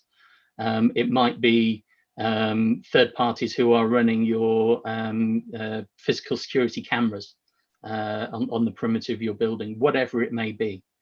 But there's a number of interfaces there which can be vulnerable to attack. And again, standards for the security, standards for that interfacing need to be defined, need to be understood and monitored by the security team. But COVID has introduced the orange bubble on the left. So we've seen a crossover from the corporate network to the home network. People using their Wi-Fi at home or in cafes to work. The use of personal computers, bring your own device, because companies have sent their staff home. They haven't had the resources or indeed the time to send them with corporate machines. And so we've seen a vast increase in the number of personal machines used, with lesser security standards being applied on personal machines than are expected on corporate machines. Those home Wi-Fi devices have other things connected to it. So whilst your employee is working diligently in a bedroom or in the kitchen on their laptop, trying to keep your business going, they've got their children who have not been at school streaming video or from sites on the internet using the same Wi-Fi network. We've got domestic smart appliances which are widely known to be prone to attacks, again sitting on that same Wi-Fi network, potentially giving a backdoor into that home PC and then access to your corporate network. So the attack surface has significantly increased, even before you look at the fact that that computer that they're working on is actually a family machine and isn't dedicated to work, and that it's the same machine that the 15-year-old child uses to stream music or stream videos. You sit down and with your 4-year-old and you do some of the reading exercises that are prevalent from internet provided sites without understanding or necessarily addressing the security threats that poses. When we're looking at threats, we need to start by understanding who is likely to attack the systems which we are tasked with defending. And although it's something of a simplification, what I've set up here are 4 key attack categories or threat actor categories. We have the traditional cyber espionage, be that the state actors going after traditional secrets, the kind of thing that when I started in this career in the 1990s with the Cold War still fresh in people's minds. We were worried about states going after our trade positions or military disposition of forces around the country, around the world. But increasingly, we're seeing cyber espionage, so the theft of intellectual property. Sometimes that's competitor on competitor. Sometimes it's the state using its state intelligence apparatus in support of nationalized industry. And there are reasons why cars that look like a VW Golf are made in other countries without the VW badge on them, because those design prints, those blueprints have been stolen. Second attack group is those who are just out to make an impact, sabotage. So you might think of this as cyber terrorism in some instances, and thankfully cyber terrorism is incredibly rare. But you do see people who want to disrupt for the sake of disruption, And the most common of those are disaffected employees who just want to lash out at their employer. The first time I came across this was probably 8 or 9 years ago now, where an employee had been made redundant after nearly 20 years of service to the company and was very bitter about it. And he'd taken his redundancy check and he had used just $500 of it. And it was dollars because he had to pay in US dollars.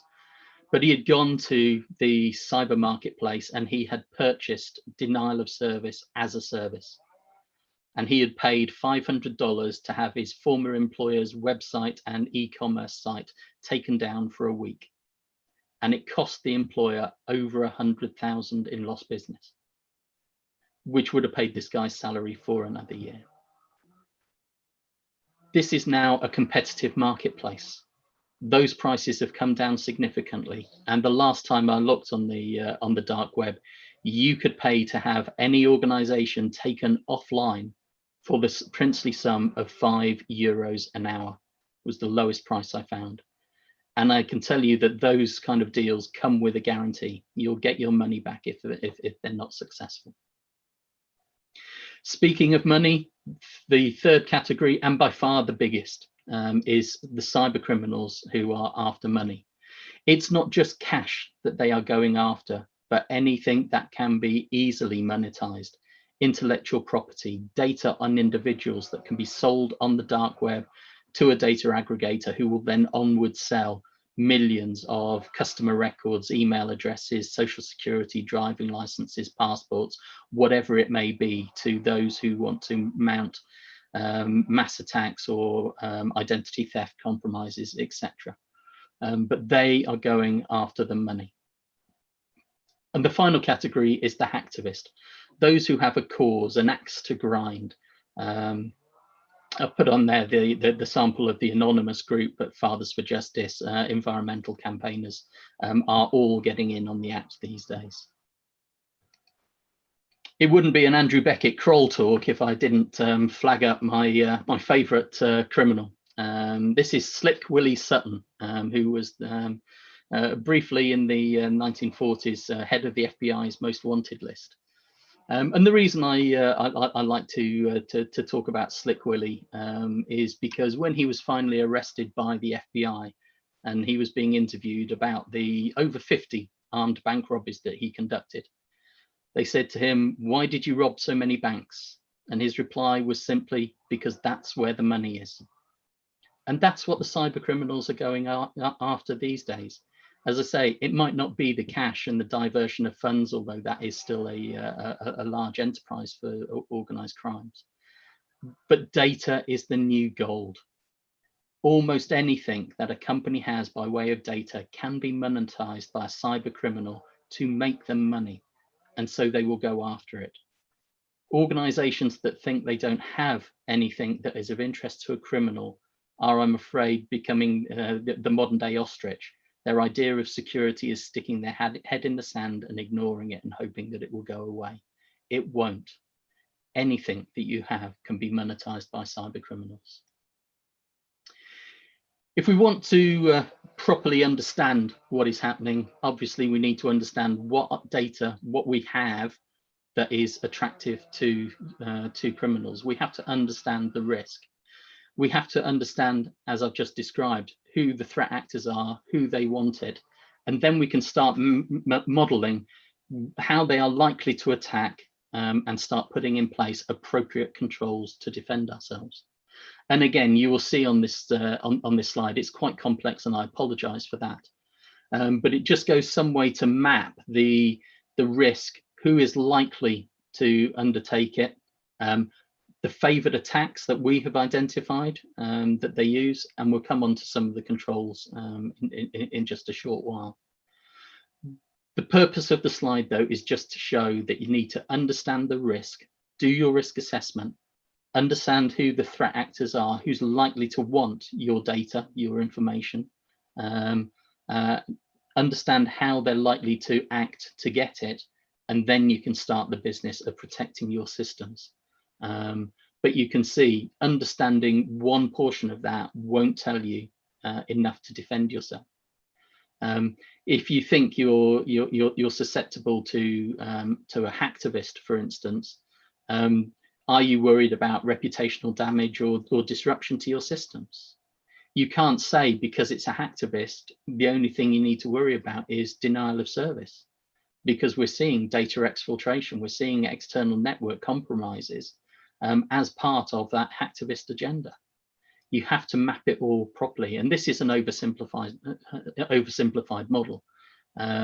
When you do this correctly for your organization, what you will have is a risk mapping sheet that is unique to you, but will be the stepping stone on which you can begin to build out your cyber defenses. So let's look at a case study very briefly. This was a case that we worked a little over a year ago for one of our large clients. They're a global automotive retailer, and they, thank you. They were attacked, exploiting their local Wi-Fi. But there were actually, when we started to investigate, there were multiple attacks taking place from multiple attackers, and actually their system was riddled with attacks.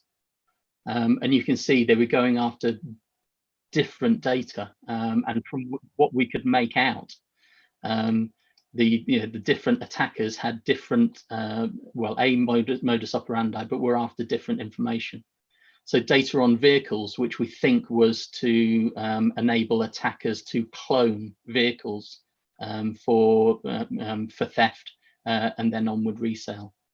There were the traditional attackers going after the money. That's where the money is. So they were after credit card and financial. The company also had suffered a ransomware incident, and whilst they'd recovered from it, the code was actually still on the systems. It just hadn't reactivated. On the right, you can see some of the basic steps that we went through with that organization afterwards, after we'd cleaned up the specific attack that we went in to look at. And whilst these certainly helped post-event, had they put these in place before the breach, they would have stopped many of the attacks that we uncovered whilst we were on their network. Patch systems regularly, make sure they are up to date, certainly apply critical security patches as soon as they come out. Monitor your network and understand what normal looks like, because it's a lot easier to spot the disruptive, the abnormal, the attacker, if you know what normal looks like. Establish and practice your incident response plan. It's no good having the best incident response plan in the world if you've never practiced it. And the other example I like to cite here is from a client we worked with last year, who did have a phenomenally good incident response plan, and it was kept on their online service. And when the ransomware hit and it encrypted it, nobody could access it. And their backups, you guessed it, online, also encrypted.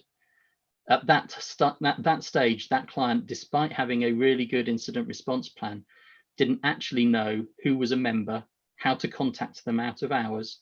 They didn't know what their cyber insurance policy covered, or indeed who their cyber insurance service provider was, because all that was included in their incident response plan, which was now encrypted. So establish and practice your plan. Make sure that people know who else is in the team, what is expected of themselves, and what they can expect from their other team members, what the escalation routes are, how that communication works. And if you've got retainer contracts in place for forensic service providers, breach lawyers, breach counsel, involve them in those rehearsals as well to ease that flow of communication.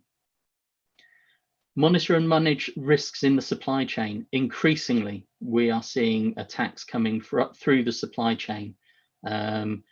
The majority of those that we're seeing are PFI attacks, where the outsourced service provider for taking credit cards is being attacked.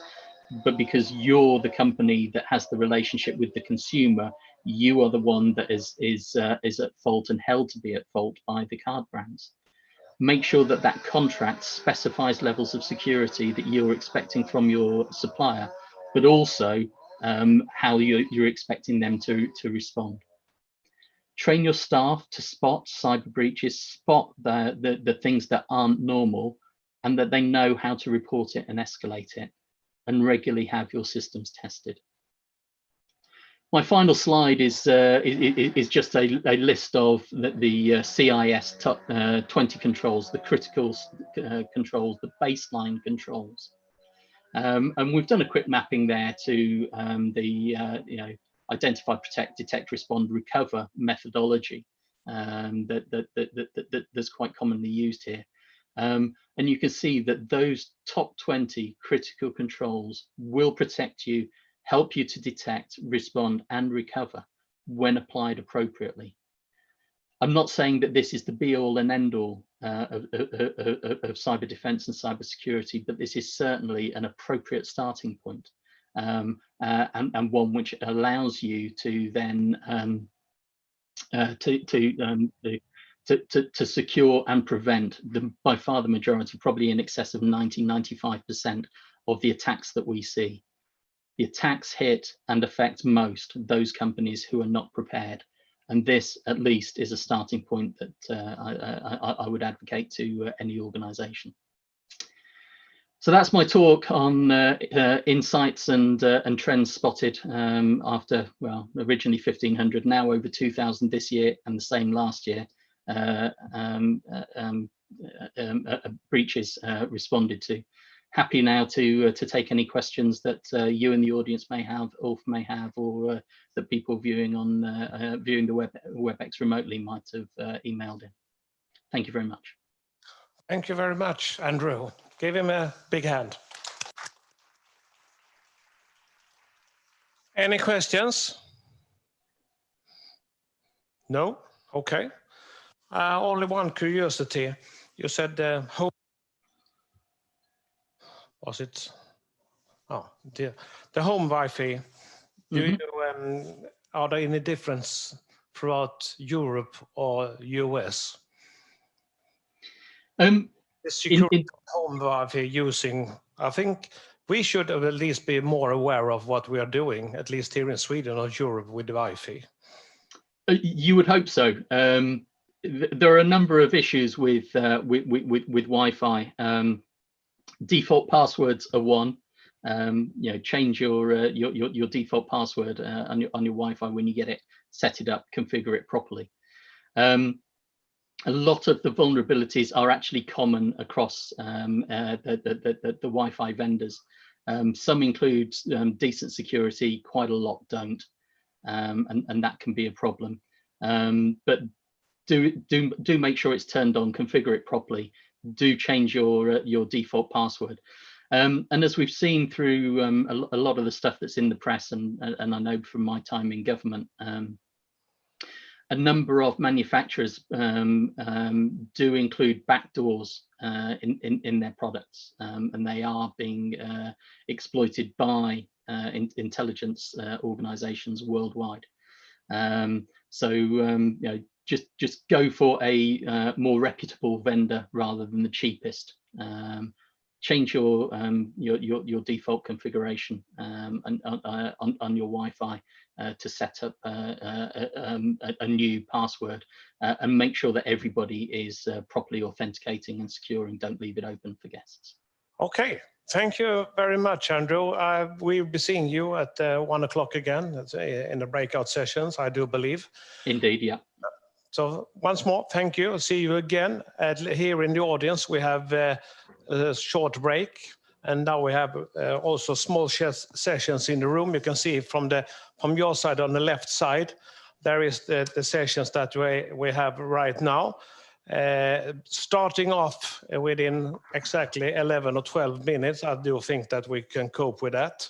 And it's automated penetration testing, disposing of data security, and also network segmentation at the scale, and risk management efficiency, that you can read all about it. So please enjoy a break and also a networking right now. And the rest of the friends who are digitally online, please join us at the sessions of the breakout session, 4 of them right now. Okay, 10 minutes break, 11. Thank you.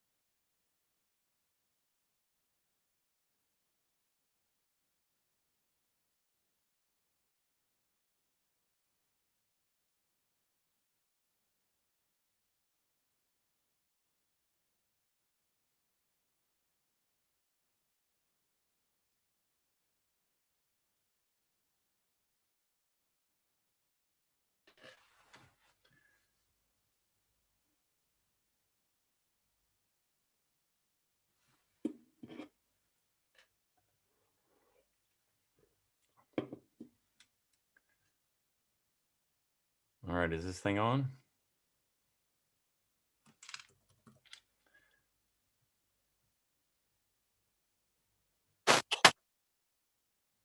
There's something.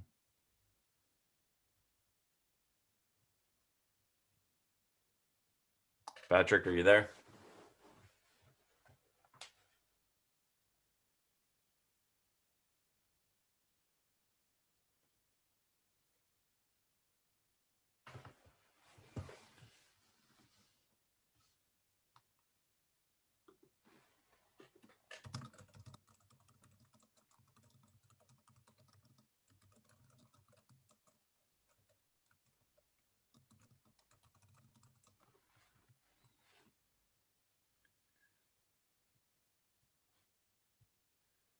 So should I just start?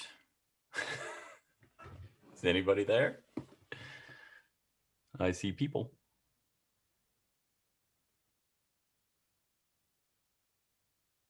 Can the people see me?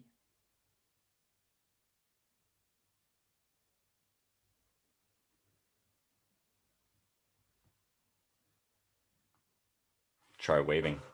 Hello? Anybody there? Hello?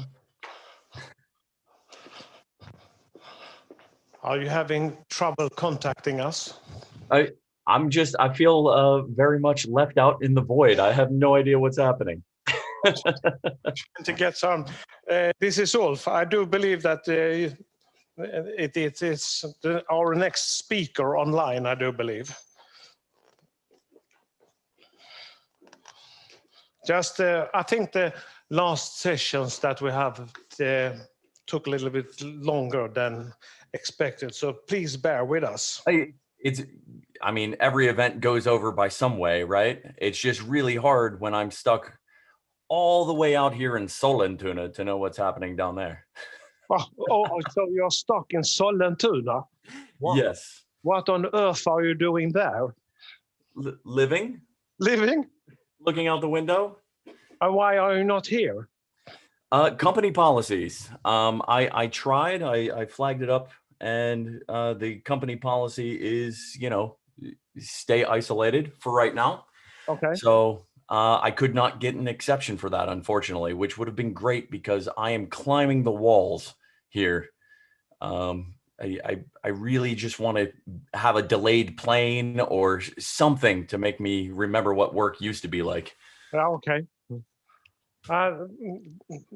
Gladly we can say about, I think about 30, 35 delegates on site today. Mm-hmm. So it's really enjoyable, having a good time listening to different speakers. So please, James, bear with us a few minutes that we are back on track. Sure, not a problem. And then I will introduce you as well. Just so you know, my presentation is not the one that is in the agenda. Okay. That was the one that was out there in, you know, I think in February when we're looking to put this together. Okay. And my presentation, like everything else, has changed significantly since then. Let me guess. It's about zero trust. That is one aspect of it. Yeah, it's about architecture, really. Good to hear. That will be quite thrilling. So I will try to get hold of all the people that is running around right now, trying to get them to be seated. So wait Sure. a minute, James.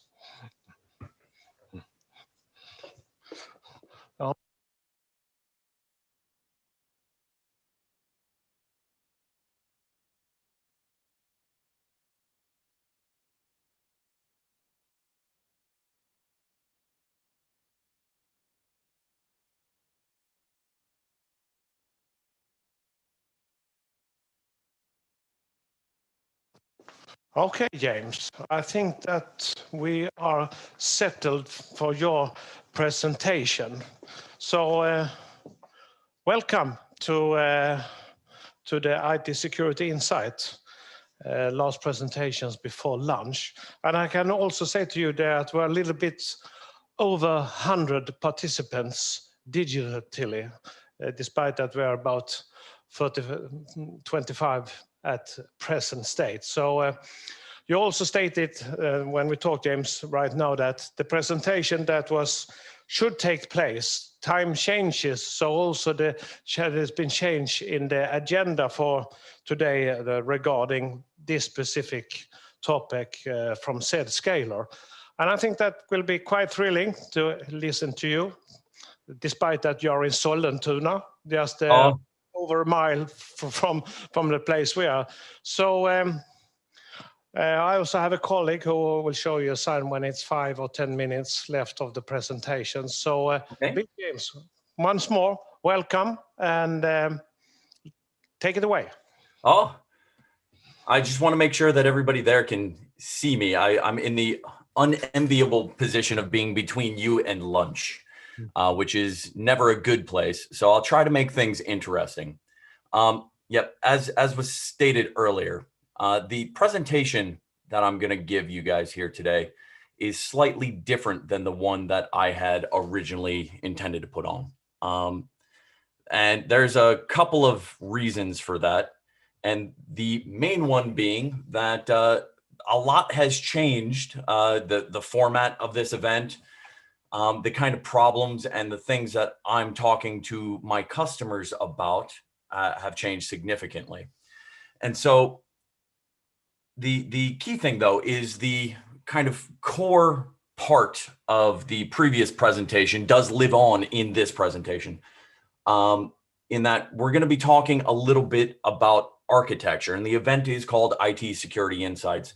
So I wanted to take that and try to put it into what we've learned since February. Sound good? So I am dying as a natural extrovert and somebody who went to school for theater. You know, if everybody in the office or in the audience could occasionally just wave, or I don't know. Yeah, thank you very much. I appreciate that. I'm so alone. Okay, so what I'm going to be talking about here today is something that I've called how to open 10,000 offices in a week, right? And I don't know if you guys have realized this, certainly you have, but 2020 has been a very weird year, right? I'm sitting here 10 kilometers away from you guys, unable because of corporate policy to come down there and be there in person. And I realize some of you are looking at the image on the slide and saying, hey, wow, this is a slightly unprofessional way to start a presentation. And those of you who have been dealing with these problems are saying that's not nearly enough whiskey for the year that I've had so far. And when we look back to how this year started, right? Everybody was working from the office, commuting in, running to subways and being late, and working from company provided equipment. Largely all of the traffic that we had was centralized, either through VPN or because people were sitting in a centralized location in the office.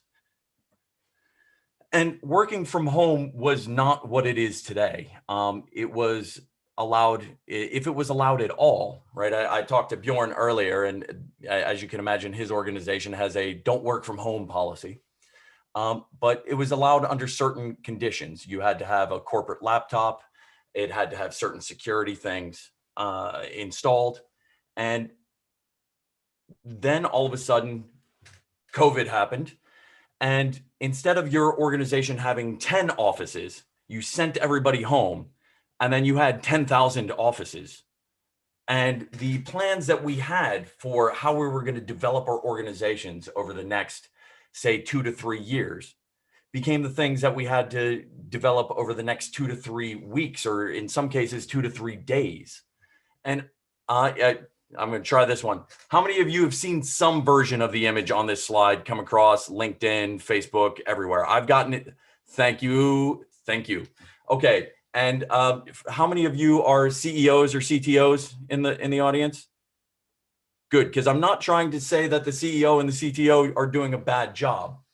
What I'm trying to say is that the changes that were forced on us by this sending everybody home and opening those 10,000 offices in a week, really, COVID drove us to accelerate our plans and serve to highlight some problems we had in our architecture and the way we were building everything that we were doing. Right? Because employees were starting to work with personal devices from, I mean, I am a good example, right?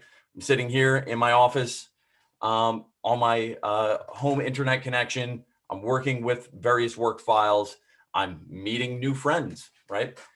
And if you think about this, though, what really happened is your company's attack surface exploded, right? We lost a lot of the control that we had based around that previous architecture of building around our central offices and building those hubs. Because now, instead of just worrying about my corporate laptop here, you got to worry about my phone. I was doing a network scan of my environment here at home the other day, because you never know what kind of weird stuff, you know, will show up. And I found 4 devices. I had no idea what they were, right? And one of them was actually my watch. I never thought about a watch having an IP address. And luckily, this one doesn't have any sort of GSM connectivity. But if it did, then that would be a really effective bridge into my home network. And by just the way we're working today, a bridge potentially into your corporate network. And there's a lot of doom and gloom about, you know, everything's going to be bad. There's going to be a lot of big cyber attacks. And I'm a positive guy, so I'm not really going to be selling the doom and gloom. I hope everybody's okay with that. You probably get enough of that by turning on news. I'm avoiding news until after November. As you can hear by my accent, I'm not a native Sollentunaer. So if we think about those problems, right, and what our core job is in IT in general, it's really simple. Our job is to connect our users to the applications and data that those applications provide. Really simple, right? And when COVID happened, there was kind of 2 different camps that I saw. There were the people who said, okay, this is going to be a kind of a short thing. Let's slap some duct tape on this and hope that we can get through this until the end. And, you know, just don't pay attention to that and just try to struggle with what we have. And the other ones are the ones who looked at the kind of corporate mission statements. I guarantee you, every single one of you somewhere in your corporate vision has something about cloud first, with the exception of you, Bjorn, has something about cloud first, has something about, you know, digital enablement, things like user experience generally show up in there. And what I've seen in all of the various projects I've worked in since March is that companies have made a couple of good decisions and a couple of bad decisions. And the insights that I want to share are kind of around those and how they pertain to the architecture. So in that environment, right, trying to have everything centralized, the remote worker VPNs in to get out to Office 365 being a very common example. The way that they handled it, option 1, melt down the network through VPN, right? Most of the VPN setups, firewalls were not built to handle 100% of your workforce working from home. They weren't built to handle the amount of connections that Office 365 will put on a lot of firewalls and these other appliance-based solutions. The second option, and the option that I really, it hurts me, is to bypass security. And I'll give you a couple of examples of both of those. So option 1, melting the network via VPN, right? So the bad guys, right? Those malicious actors, they're just like us, right? They're just as smart as we are, and they're just as lazy as we are, right? And they're looking for that weakest possible point.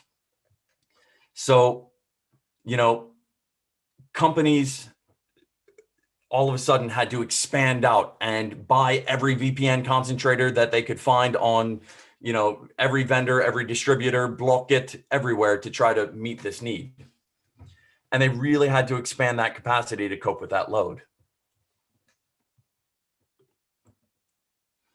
But my core problem with that is that it goes against our fundamental mission in IT, because a VPN doesn't connect a user to an app. It connects a user to a network. And keeping in mind what I said about the exploding attack surface, right? Now you don't need to just worry about your corporate laptop having access into the deep underbelly of your network, but everything else that's adjacent, right? My phone, my kids on the iPads, whatever Minecraft server the kids have set up, right? All of these kind of things are now directly adjacent to your network. And the bad guys, as I said, are just as lazy as we are. And they realize that there is a very easy soft target, right? And I'm not pointing this out again. As I said, I'm a positive guy for any other reason than to say, you know, this is the reality. This is the truth. There are a lot of VPN issues out there beyond just the scoping and the performance issues. It is a very soft target when you have 100% of your workforce working from home. And most people don't know the attack surface of their company today, right? Now you need to protect every network, and the internet is now your internal network for many intents and purposes. Interesting data point. We have an attack surface analysis tool on our website at Zscaler. And the amount of use that I've seen since end of March has gone up extensively, because I think the people I'm talking to are definitely thinking about this. And I guess that the people watching in the stream and the people sitting there in the room are also thinking about the fact that we just don't know, we have no margin of control over our environments today. And I think the problem is the reliance on VPN as a critical part of architecture, because it goes against our fundamental mission, right? It's focused on networks and not on applications. The second part, and I've seen this a lot, and I'm not going to ask you guys to raise your hand because you don't want to do it, but I'm assuming that somebody either watching here or in the room there has had to make that decision between security and user experience and performance, right? And just as an example case, right? A customer who had their capacity limits were reached because they weren't scaled to put all that traffic through their central ingress egress points. VPN wasn't really a possibility. So what they ended up doing was saying, well, let's go ahead and move away our social networking and collaboration tools like Zoom or, you know, Teams. And that was good for the short term, right? Because look, the graph shows that they, you know, were able to keep things up and running. But if we look at what the impact is on the threat landscape here, right? The malicious content reached the peak there, and then it dropped by 50%. Now, raise your hand if you think that the bad guys stopped using malicious content, right? Stop generating that. No, obviously we chose to stick our head in the sand and move that away because it was the only way to get the business done, right? Where did that traffic go to? Well, we basically cut our visibility into that traffic off. And nobody wants to do that, right? Combine that with the fact that if you look kind of globally, the increase in phishing attacks is going way up. Why? Because I'm sitting at home. I don't have a sandbox here at home. Actually, I do, but I'm kind of a special case, I guess. Sandboxes and URL filters and all those things that we normally have are generally not, there's no organization who's sending a next generation firewall out to every single one of their company or their people in their company. And if we take those two things into account, you can see we're choosing to throw security away because of the limitations of the architecture that we had, and opening up a significant blind spot in what our job is as security professionals. I've got a really good example. I was talking to an organization last week where in the rush to do this, they were doing everything right, but they had an incompatibility between their proxy solution and their endpoint solution and some of their development tools. So they gave every user the option to disable the security tool. Does anybody want to guess what happened, right? A very significant increase in security incidents. It's not rocket science. So what can we do as security professionals to win back control, right? We talk a lot at Zscaler about this kind of legacy hub and spoke castle and moat, which has served us well in the IT industry for 30 plus years, right? You have one big site with all the big expensive fancy toys with all the blinky lights, right? Your URL filter, your sandbox and all those things. And because those are expensive, smaller offices will usually through like an MPLS line or something connect through into that trusted network. There's another option that we can do, which is, hey, let's shift everything out and run VMs in the cloud. But that is really relying again on just moving the problem from on-prem to somewhere else. You still run into those same scalability problems that you had, right? You can certainly, it's easier to start more VMs, but they're not free. And it's also a little more concentrated and doesn't really support the way that we've been working all year. And so if you look at what Gartner's SASE says, right, it doesn't say go out to some friendly security vendor and ask them to buy one SASE, right? It's more of a take those tools that you have, all those technologies that you know and love or hate, depending on your relationship to your IPS, and deploy them in a different way and rethink the way that you're doing that in order to better enable and reduce that friction between the needs of security of the organization and the needs of your users to work in very different places. Because quite honestly, you know, as much as I would rather be there today, I have really liked working from home more than I used to, right? And every study I see says we're going to see more of this, and this is kind of the new way to do work. So my original presentation was about Gartner's SASE model. And at the time it was very new, it was very exciting.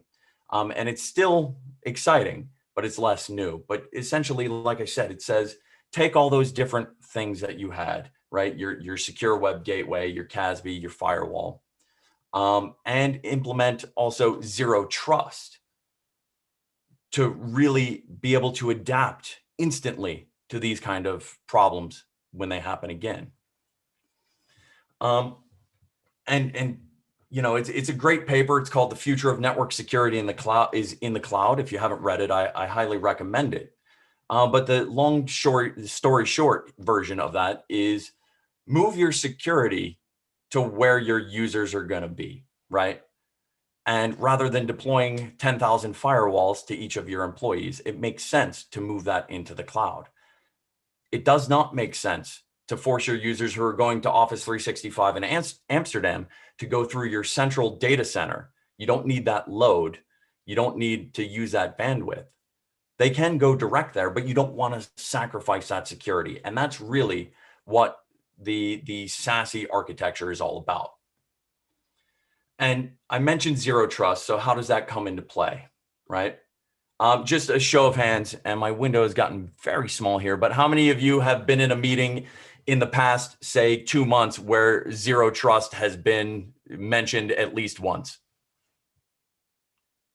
Oh, thank you. I'm glad.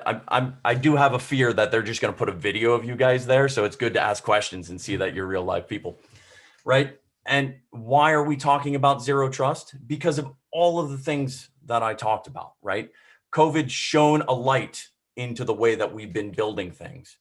And those plans that we had that we said, hey, we're going to do this in 2 years, suddenly became way more important, right? And what zero trust really means is that because our fundamental job is to connect users to applications, right? They don't need to have access to the entire network. they should have access to the applications they need to do the job, right? It's inherently risky to do otherwise. Zero Trust also says that those applications shouldn't, thank you, those applications shouldn't be exposed to the internet, right? Unless you need to, unless it's for your customers, right? There's no reason that hr.zscaler.com should be out there. I shouldn't need to think about DDoS and web application firewall and all those things for internal resources. Can do that by just having them go dark. And I don't know about you guys, but segmentation through things like NAC and through things like micro-segmentation has been discussed quite a lot. I have yet to see it done surprisingly well because of the inherent difficulty. It's a great idea, great concept, but the way that the tools that we've had and the structures of thought we've had to deploy those have not really enabled us to see that reality. So one really big thing with Zero Trust is we can finally do that app segmentation that we've been talking about for at least the past 7 years. And you know, the way we've implemented it here at Zscaler is essentially the SASE model. We call it Zero Trust Exchange, but it's all of those concepts, moving that logic out to the cloud, closer to where your users are, closer to where your Office 365, Salesforce, whatever the tools you use are, but also being able to tie into those apps that are still sitting in your data center that you can't or won't put out there. And essentially allowing me as in my job to work from here in Sollentuna. I worked for 2 weeks out at my sommarstuga, right? Or whether it's when the airlines open back up and I'm allowed to travel again, right? From Amsterdam or Zimbabwe, I should have the same user experience, but also the same security experience. And that should be as transparent to me as possible.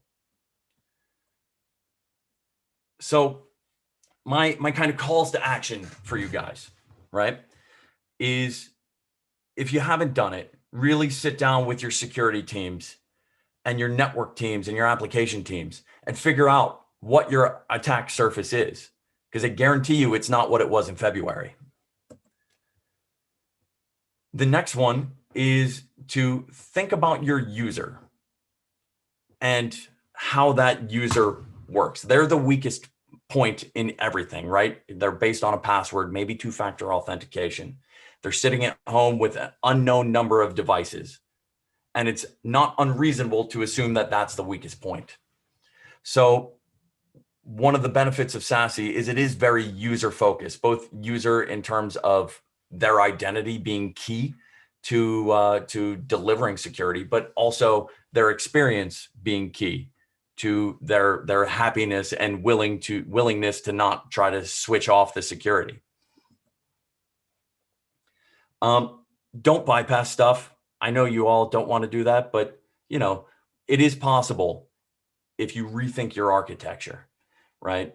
To focus on all of these things without having to give yourself a 50% traffic blind spot. As I said before, most people will end up working from home for the foreseeable future, at the very minimum, more than they did in January or February.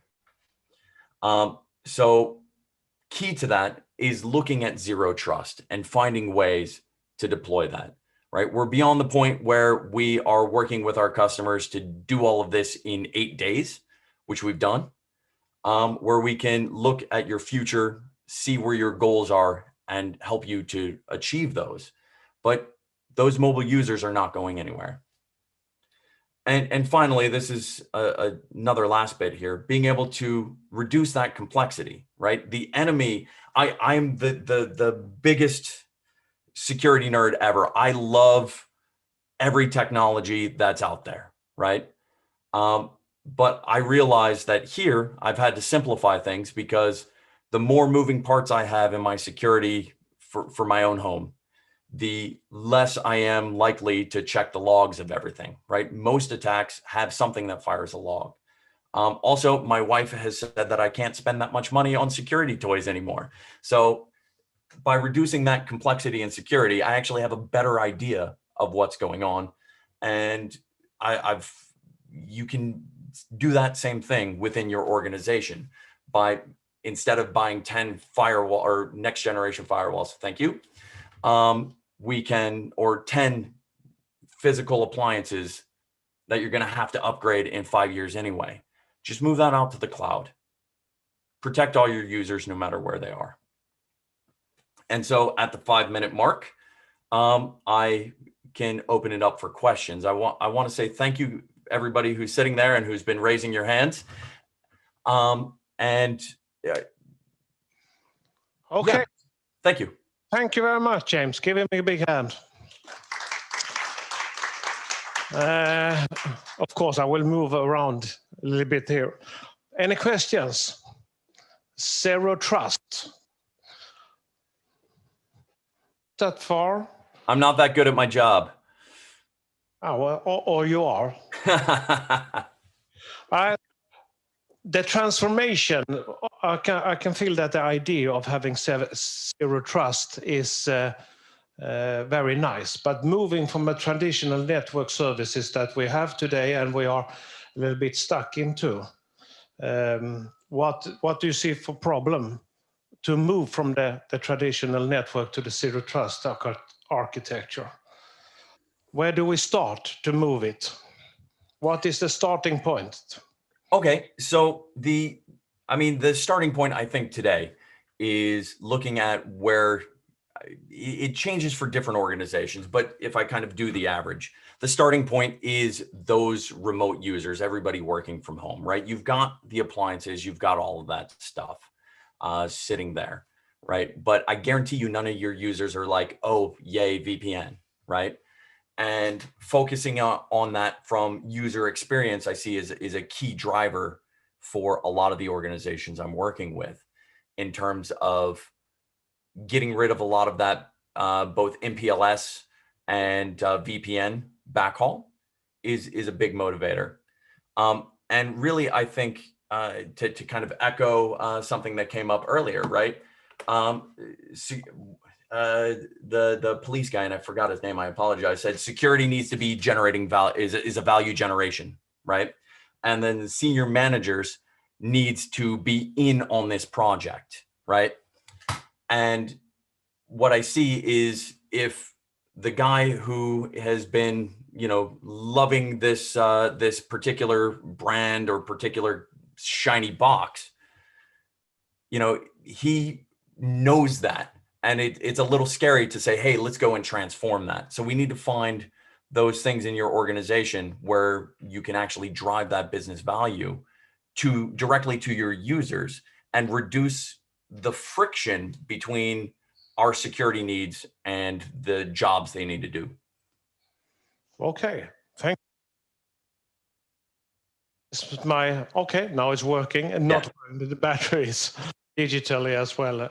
Thank you very much. I think that we'll hear a lot of network architecture in the very near future due to the fact that we are working from home or distance anymore.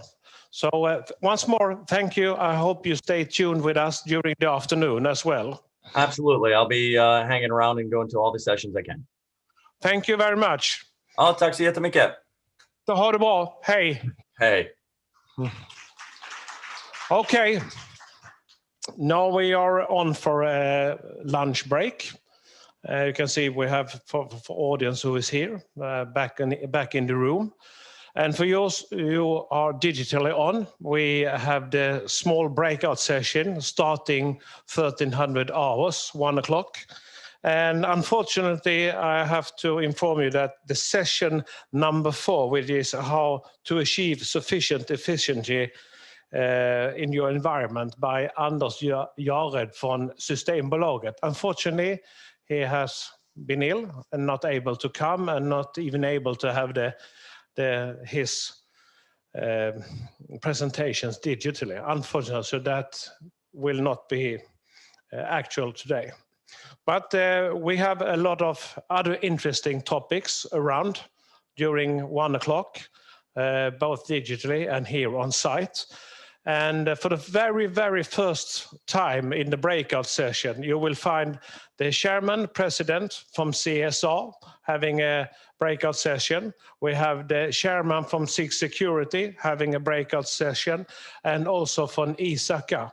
So the three main organizations dealing with information and IT security is actually on stage. But until that, 1 o'clock, enjoy your lunch, take a small break. Don't forget to wash your hands and keep distance. Thank you very much. See you around 1300 hours. Thank you.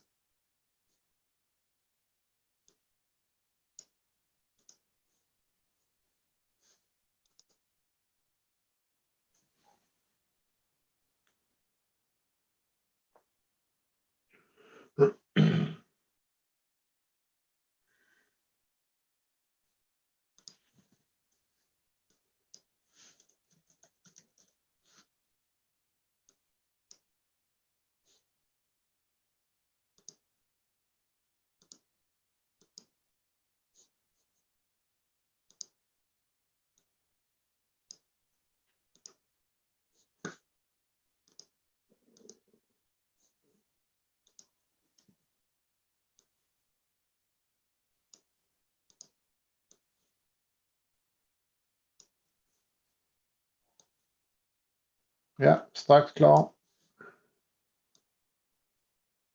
Ja, kommer. Kommer! Bara göra klart en grej.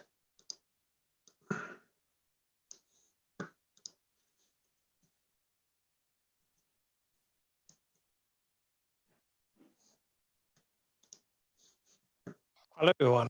Hallå Johan. Hallå där. Hallå där. Det var väl 13 vi skulle köra igång va?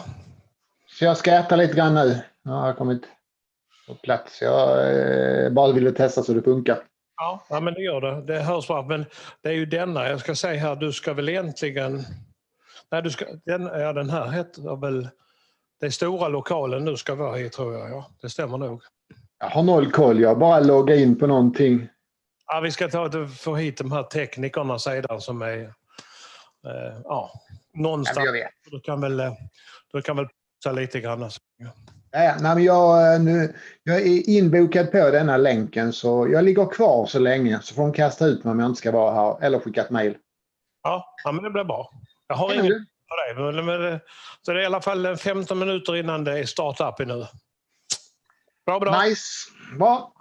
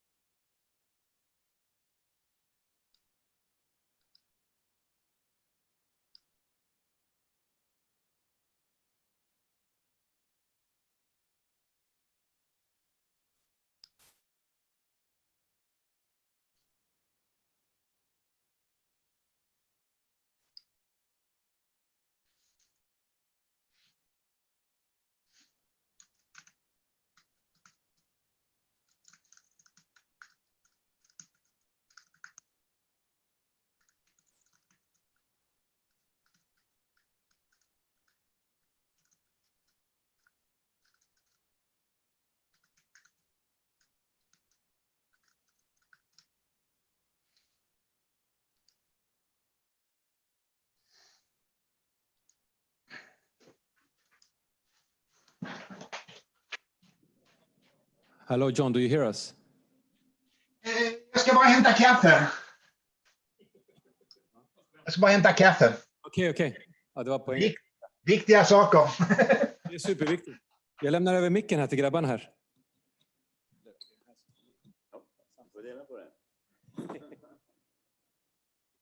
Var det du? Vilket företag? Ja, jag är på Telia. Okay. Prefer English or Swedish? Hungarian, but I've been here for.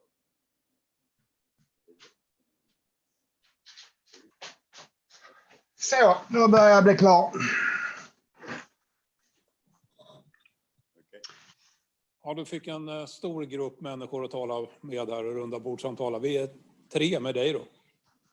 Även online och sånt, så att det är på samma sätt där. Det är ingen aning. Det har ingen, det är som lite speciellt, så det kanske finns folk på plats. Is this an online event? Ja, det är en bra fråga hur detta är. Okej. Så folk kan koppla upp sig eller?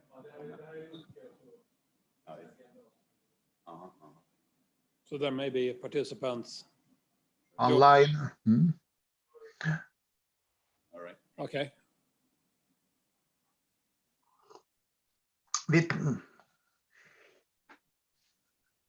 English or Swedish? Since there are online participants, we need to keep it in English. Right stuff.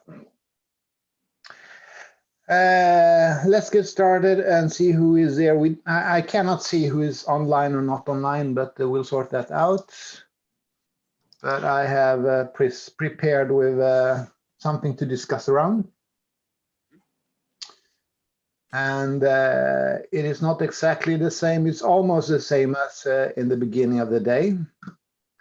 But for this roundtable, first of all, I just we're going to use this as a sketchboard, the presentation. So we have the sectors for critical infrastructure. We have the questions that I raised that could be worthwhile discussing. I talked about the ENISA.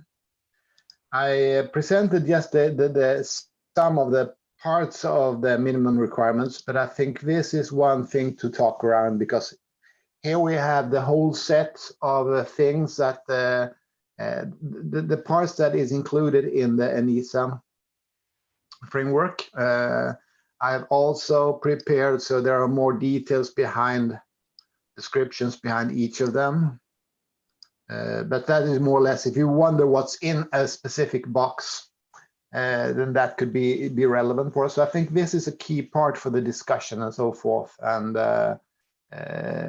really about what are the security requirements and how should we handle them in relation to in this critical infrastructure sector.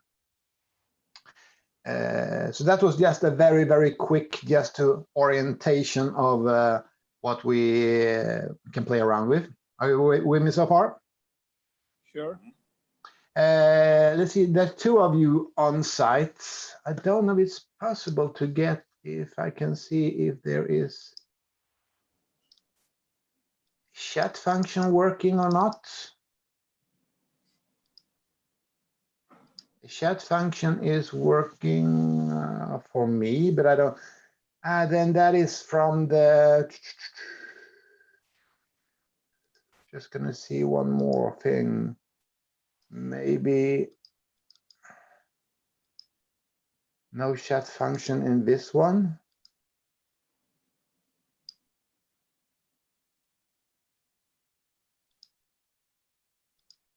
It just says live. Okay. I'm just gonna double check here. Do we have a chat in this one? So we are online. But I cannot find a chat in this one. You think the same as me? Just to get the techie stuff ready.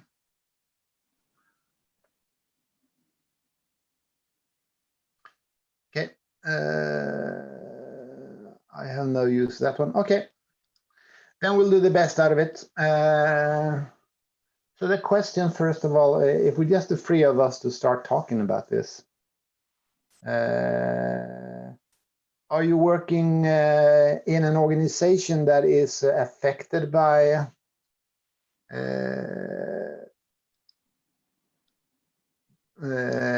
or working in the field of critical infrastructure? Are you working as externals in relation to it, the two of you?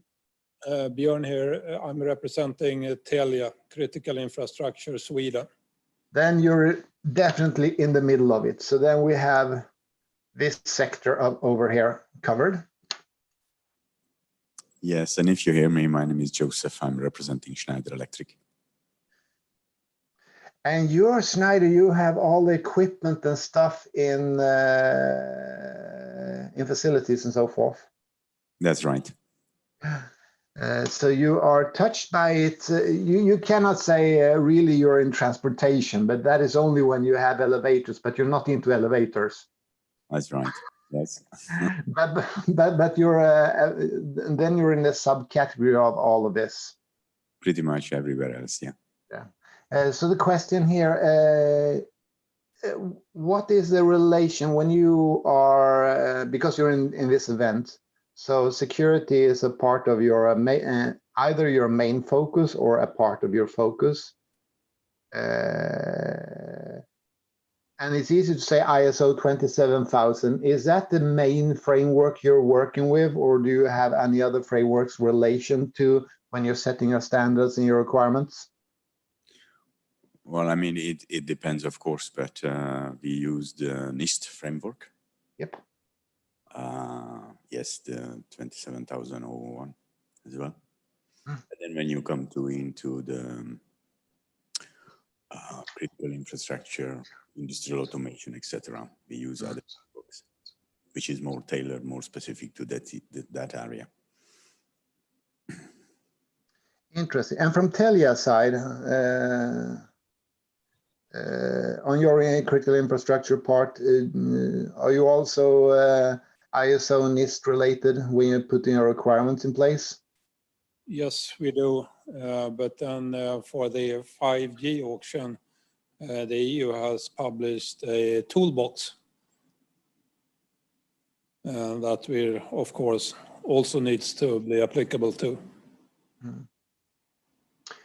And that is very easily in the requirement phase. And I'm also relating to the discussion I had with MSB the past weeks. And one thing I raised is about the risk assessment and how you're actually working with the risk area as input to all of the requirements. What is your experience? What is useful and what is more useful and less useful? The lessons learned, because risk analysis is very simple at the basic level, but once you get started into the tiny details, it tends to be tricky sometimes. It can be tricky if you want to make it tricky. What is your experience on that field from your perspective? In my previous life, I worked in the municipality of Stockholm. And they took the risk assessment very, very serious. So they developed their own methodology, which was later referred to as the Forza RSI model that's been presented by the MSB and the FOE within Sweden. And we would have different team in all the different parts of the municipality. But I would say that doing it on a topic or a server or a information system, but it needs to be aggregated to the top management to present pretty much the same risks, and that goes for all the IT departments. That's not relevant. It needs to be affecting environment or monetary values or human lives in order to have something happen. And I think that to have that methodology to go from the very small risk, and that being is then seen in the company level and then presented to the enterprise level to have the CEOs understand the risk environment. And that's was that a part of the model to do the aggregation, or was that something you were able to you needed to add that on your own, or? No, that was part of the thing we developed. So there are, I think it was 11 different areas that would be similar to headings in a document. Heading 1, heading 2, heading 3. So on the department level, you would work on heading 3, and on the company level, heading 2, on the enterprise level, heading 1. And I think that's the way to do it. So to make it relevant for all stakeholders, the CEOs and as well as the IT technician. Was that to run as a workshops or meetings, brainstorming sessions, or I'm just thinking about the world we're in right now, where it's so difficult to meet physically. So and we don't want to get back to desktop. I think we need to meet people to get a clearer picture of risks. Yes, it's close to 5 years since I left the municipality, but there were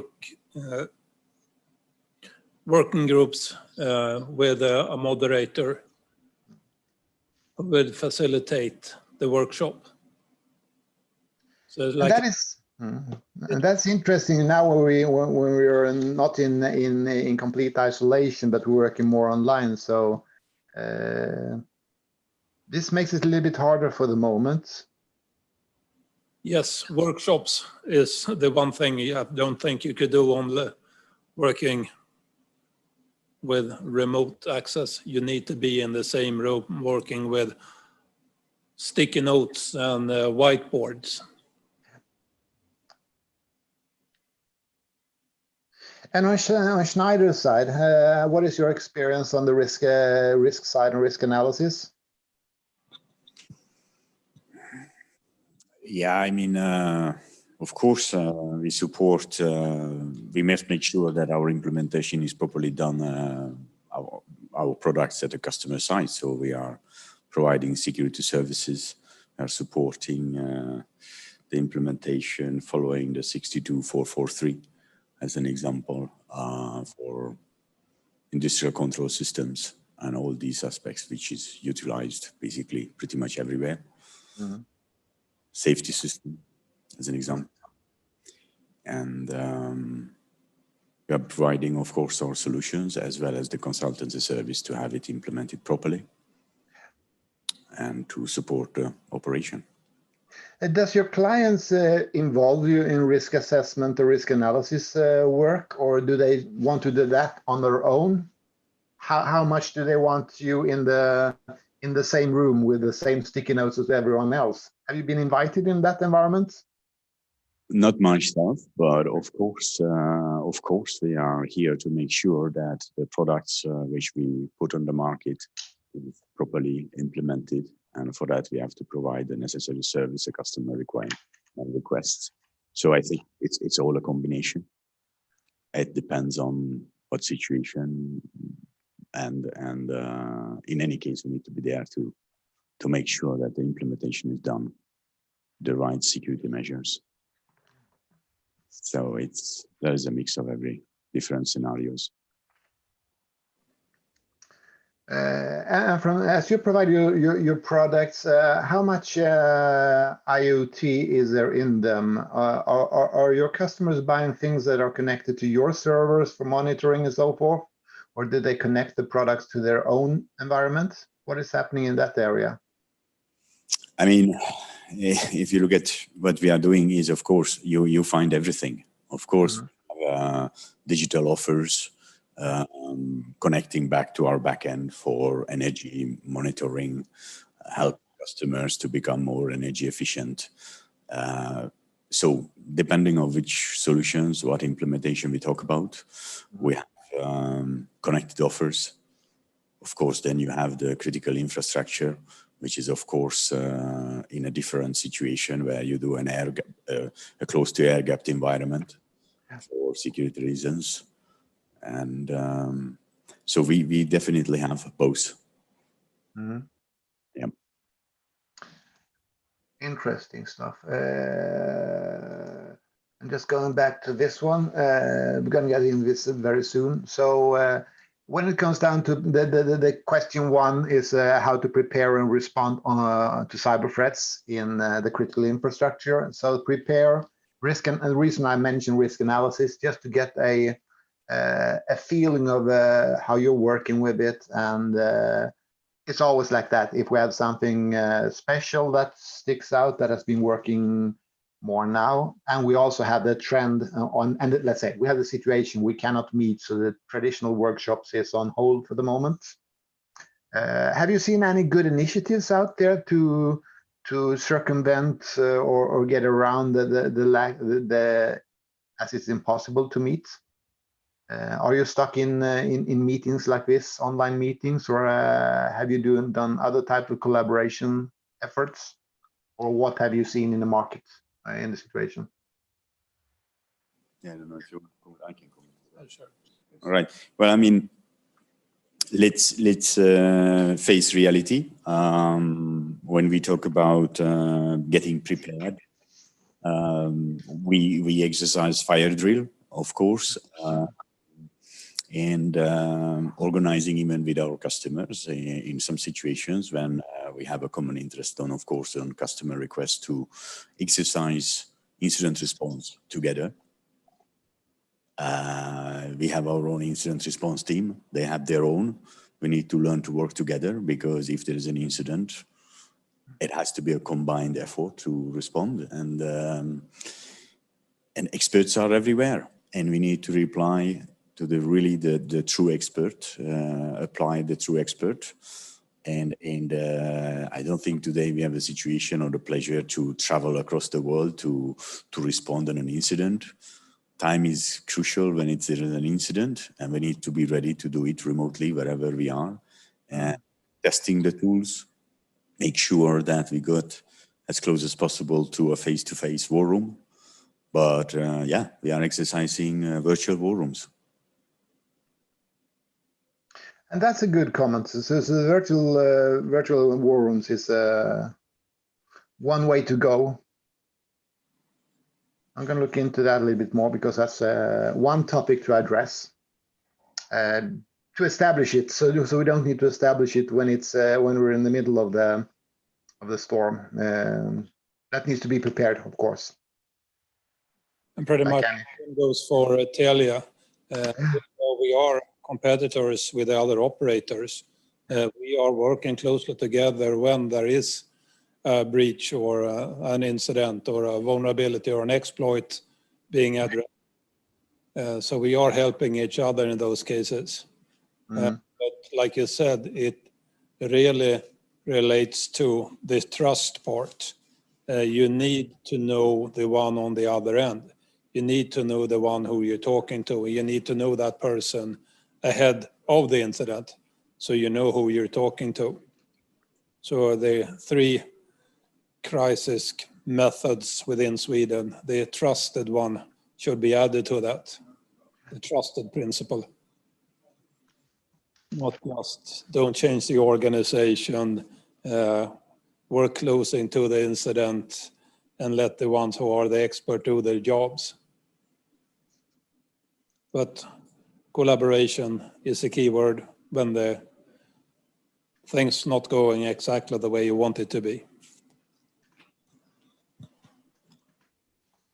Just I'm going to write this in red, so I have some notes with me. So I'm going to share this some way afterwards. Don't know how yet, but we'll sort that out. So establish trust. And I also had this one, virtual war rooms.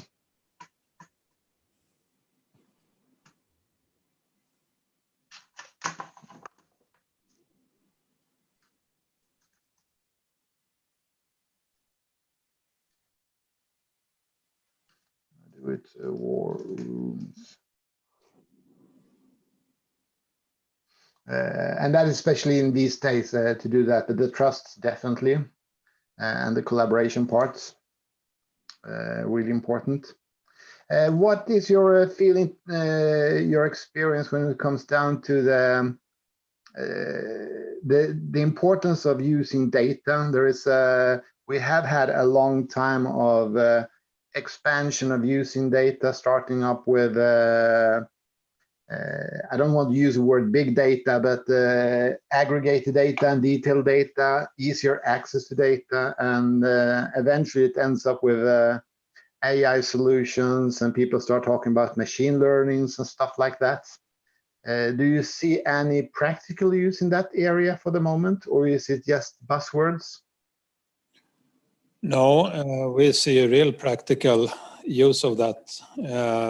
When we are building our business cases, it's always a lot easier if you have the number to show behind it. But when it comes to big data, I talked to a vendor not too long ago who said that big data is obsolete. Now we're talking fast data. You need to have the CPU powers close to the resources. It's why we are moving so much into the cloud, closer to where the things really are happen, instead of collecting large amount of data in a data center somewhere. You need the CPU power close to where things is happening.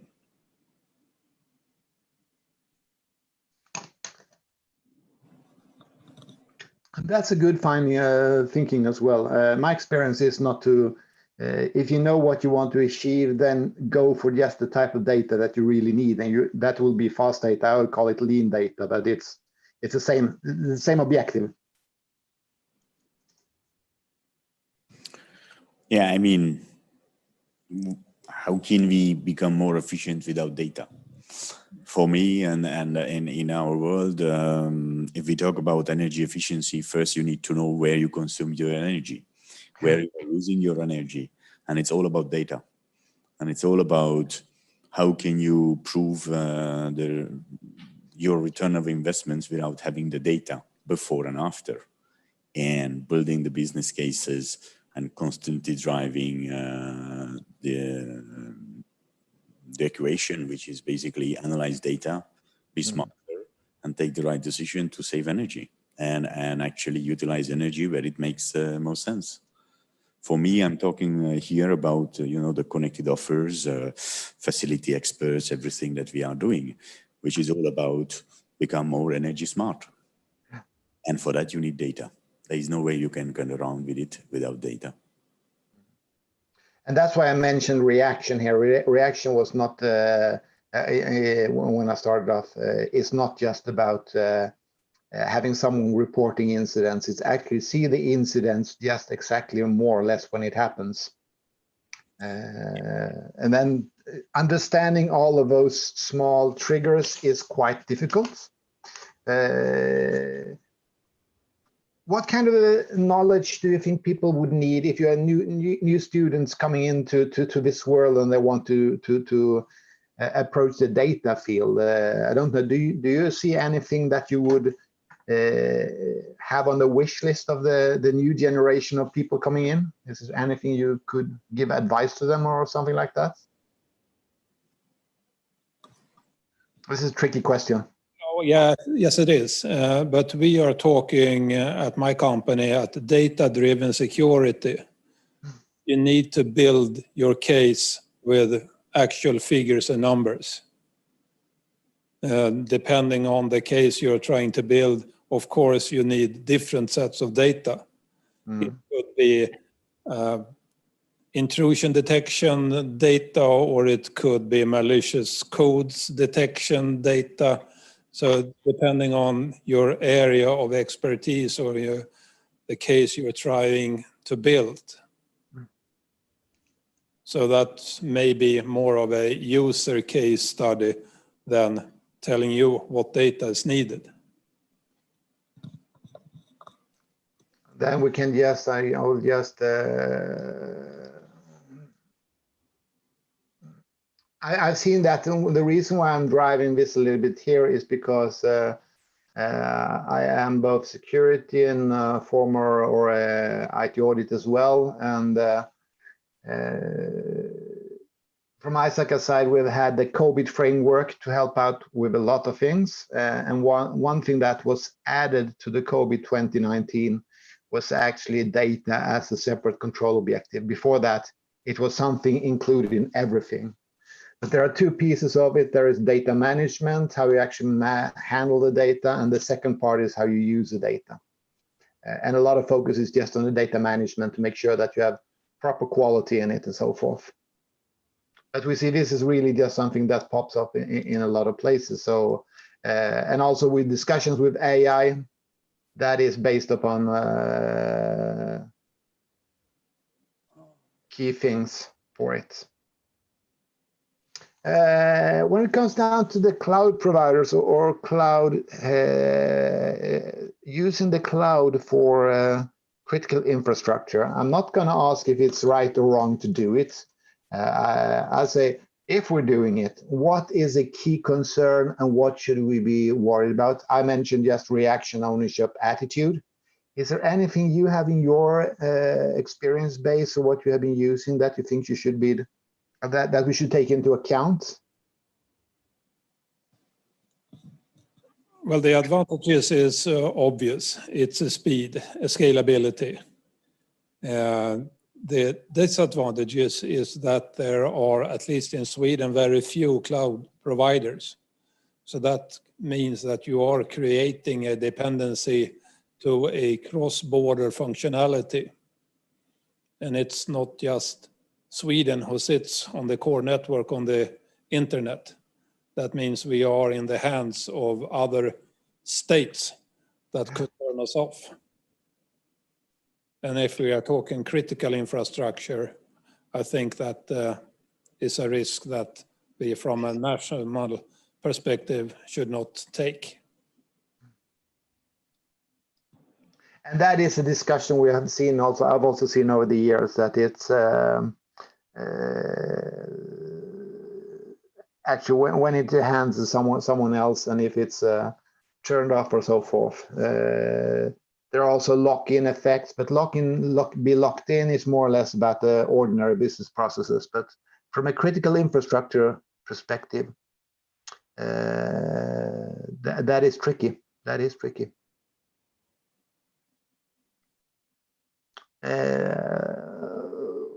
If we just look at running critical infrastructure relation to the minimum requirements. Now, this minimum requirements of the NISA, it's well aligned to the NIST framework. And if we just look what we have here on the, we can start on the defense side. So incident reporting is a bit what is related to the reaction. And the same goes with system response and so forth. That also goes to how you're doing stuff with the attitude.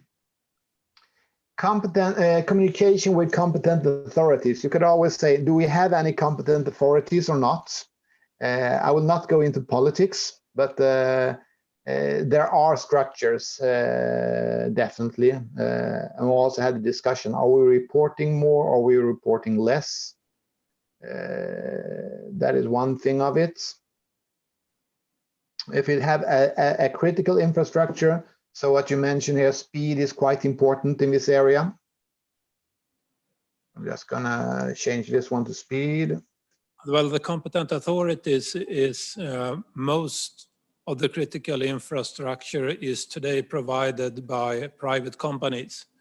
And you have different regulators depending on you're providing electricity, or if you're providing telco infrastructure, or if you're providing water or food. They all have different regulators who all answers to the security services. The MSB is having some sort of responsibility for the IT security, while the PTS is responsible for the internet providers. So there is a lot of unclarity on who should carry that torch of being responsible.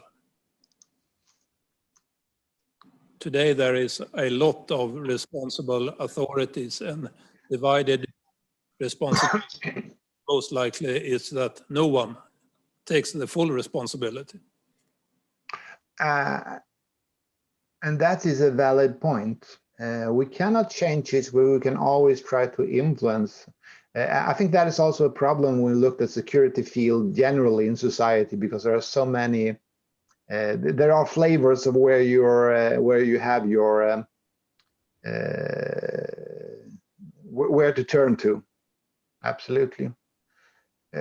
We cannot do much more about that in our area. We can more or less create more knowledge about it. So we said, I'm just going to do this one, separate one, because this is an interesting topic as well. So we say we have, of course, in Telia, you have the PTS. Yes. We have MSB for government. PST are helping out, supporting both government and organizations, companies, private.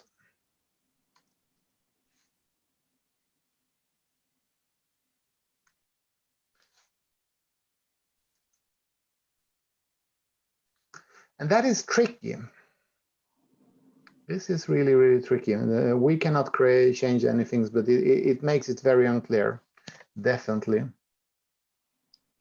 Have you seen anywhere else in the world where they have any country actually succeeded with this? Or is it Sweden that is really off? I see I live way down south, so I know that Denmark are struggling in their own way, but they went into the cybersec a little bit faster than Sweden. But it's a lot about collaboration. It is. I think this goes back to the 15th century, where the municipalities has a huge impact on the ones who work, live, and working from the municipality, and then we are splitting the responsibilities into different sectors, and the responsible for each sector does not speak to each other in the way we want them to, because they don't have to. So legacy is really what's making us, puts us in a bad spot for the moment with that. I think so, yes. We are improving, but we are not there yet. When it comes down to the SCADA system and industrial control system, that is a topic that is relevant definitely for you from Schneider's side. Do you see that it is evolving, or is it just picking up or keeping up the speed with protection versus threats? Is it getting easier? Is it getting harder? Versus what? I didn't get you.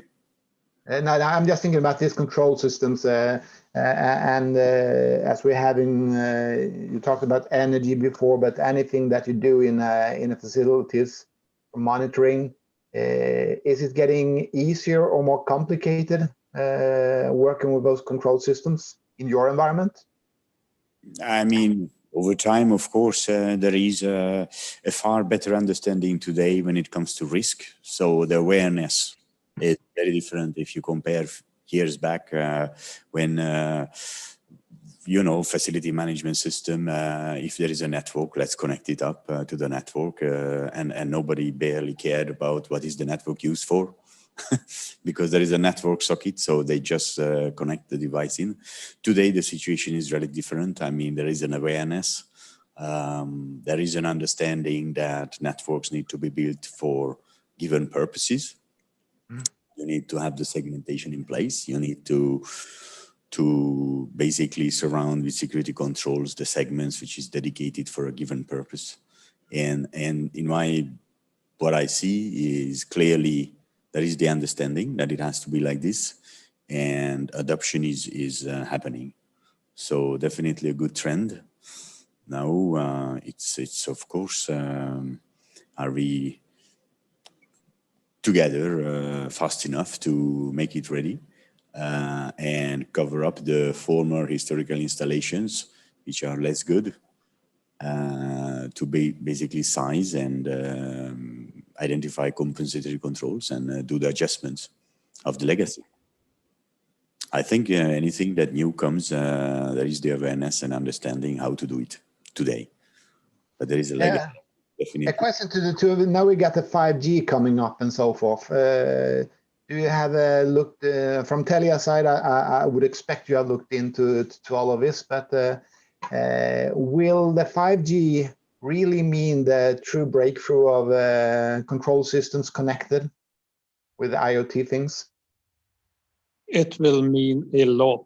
The speed and the data being processed close to the things where things are happening. You will have gigabyte on your mobile phone. So there will be a huge breakthrough.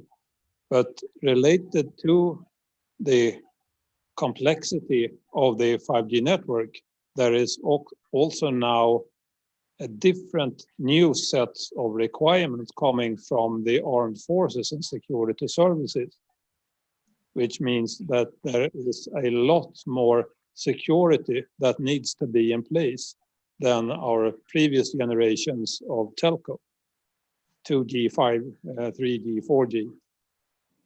It was pretty, to be blunt, on your own. You decide how you protect it. This is something new we're seeing. So the 5G comes with more requirements? Yes, it does. Since the PTS did not do this job for the auction themselves, they worked together with the Swedish Security Service and the Swedish Armed Force. So there is a high list of security requirements in order to be part of that auction. Okay, and those requirements, is it on, I don't know how detailed you're into that. Is it related to the configuration part, encryption part, or installation part, or is it all over the place? What are the key things in those requirements? Is there anything that sticks out? Yes, there is a lot of that. They are called, I think, there are 16 principles that you could read on the PTS website. And it aims for a national autonomy. You should be able to close your border and still run your network. You should not be dependent on vendors that are seen as not trustworthy, without pointing at anyone, of course. But you need to have a national security organization, and there is like I said, a whole new set of requirements that we have not seen before. That's quite interesting, because that's when we talk about the connection between cloud services, critical infrastructure, and then we have the 5G coming in that also have a huge impact on this. Interesting. Are there any requirements of advanced encryption or cryptography, or is that still on the same level with the 5G? I do not know. Oh, I'm just curious, because AES encryption has been around for a while. I saw somewhere that it was time to revisit that one. And I think there is a new competition somewhere. I don't know if it's true, but from time to time I follow things like that as well. And then we have the not the threat, the reality of quantum computing, what that will mean to us. We don't know yet. But people try to scare us that it will turn everything upside down. So we'll just have to see what happens on that side. One thing that came through in I mentioned it earlier also, about the security incidents, that there is a trend going up that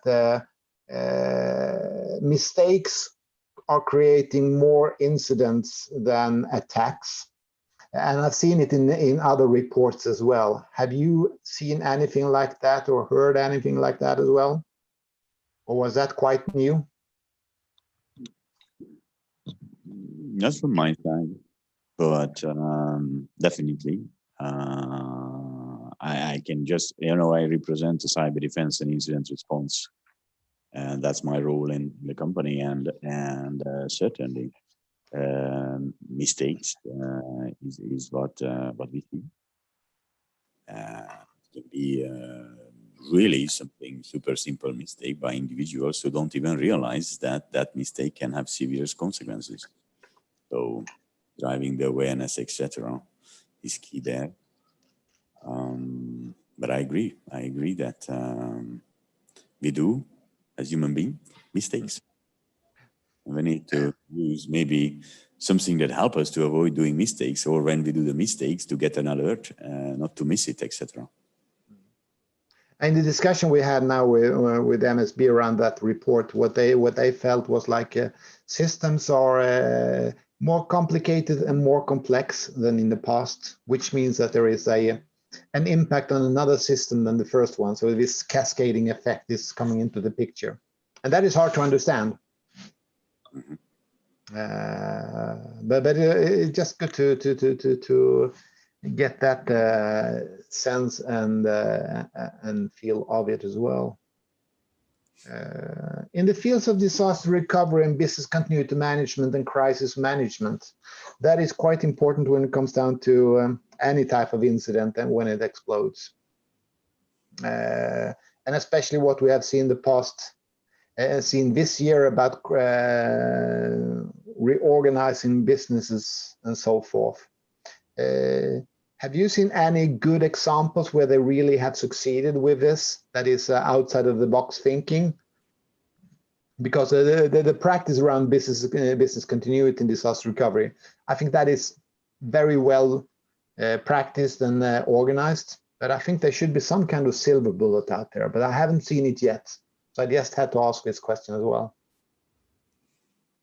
Have you seen any good examples or any good thinking of doing it? I have not seen silver bullet at least, but some examples. But no, I haven't seen a silver bullet either. But what the telco operators are doing, they are working with the redundancy, so that it should be more of a real network. You could cut it in quite a lot of places without having a huge impact. Functionality, and that's the way we've been doing it for decades. Johan?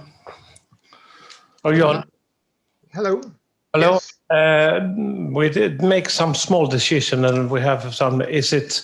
Do you think you're ready so we can have a new session with some other people, if that's feasible? I'm fine with that. They will just have to continue to add onto this picture if they want to. I think it's been a slight misunderstanding due to the program that we should.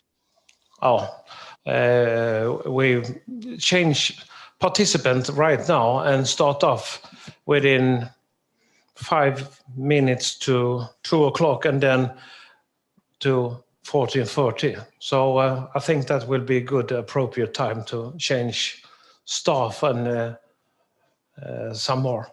Good. We are flexible, so no problem at all. Thank you. Staying in the meeting, yes, and then they will just come in here. Good. Okay. Great stuff.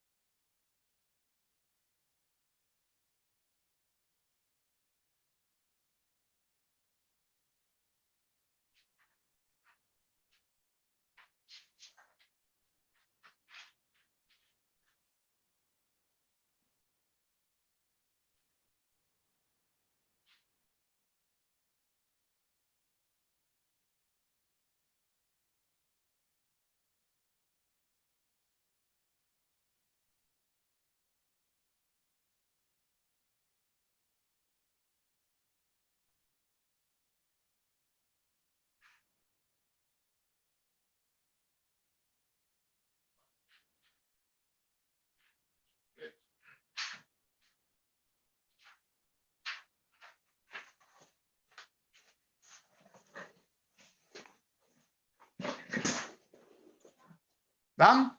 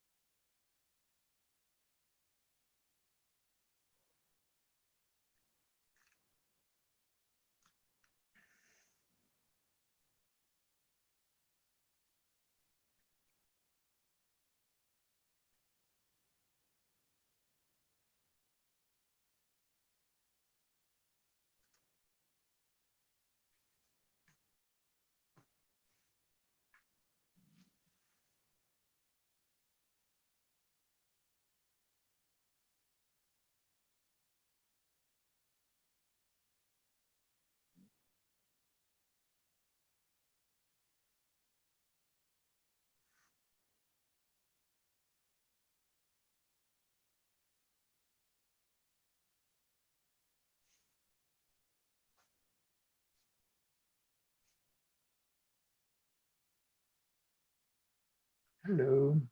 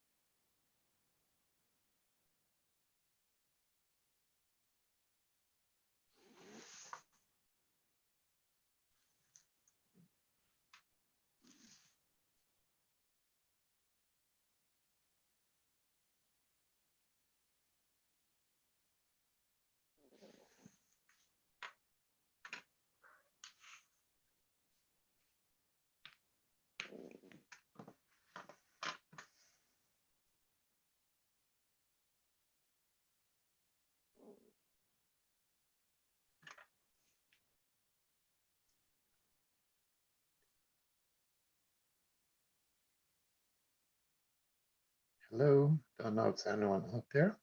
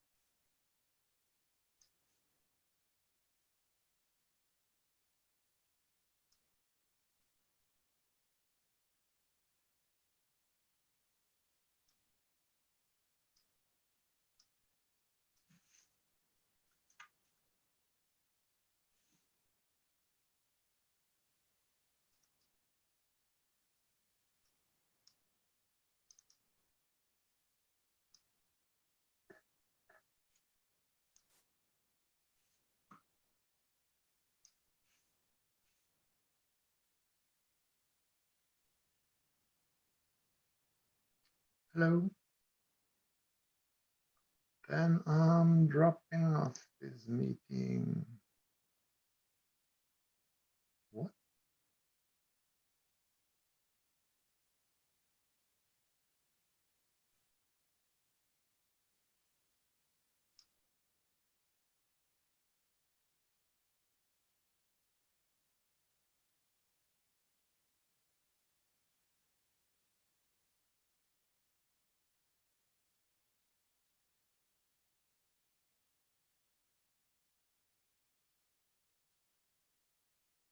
Around.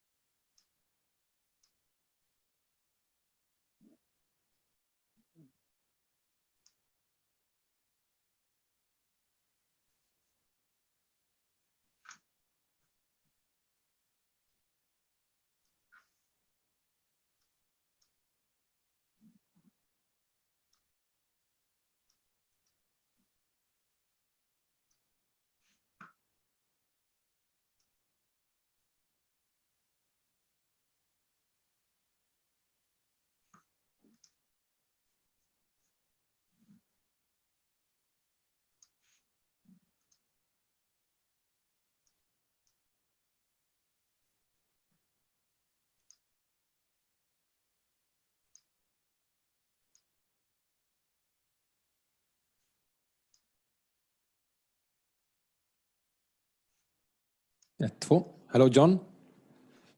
Hallå där. Du dyker jag upp i bild snart. Där, så. Det var svenska, eller hur? Ja, det var svenska. Det var ingen som kom in här nu, så det var någonting som hände. Det är lugnt. Vi avslutar här så kör vi nästa grej istället. Absolut, då stänger jag ner. Verkligen. Ha det gott, ha det. Tack så mycket, hej. Hej.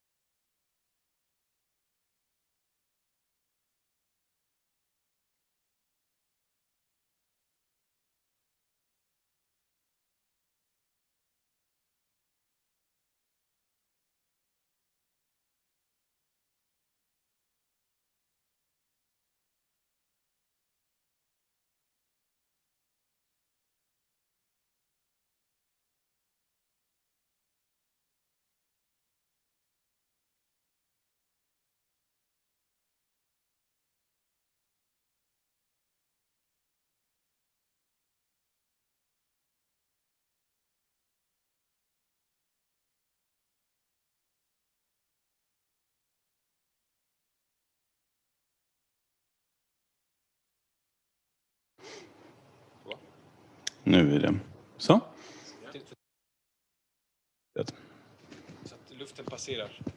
Okej, så att det är bara ljud och inte puff. Exakt. Ingen flås.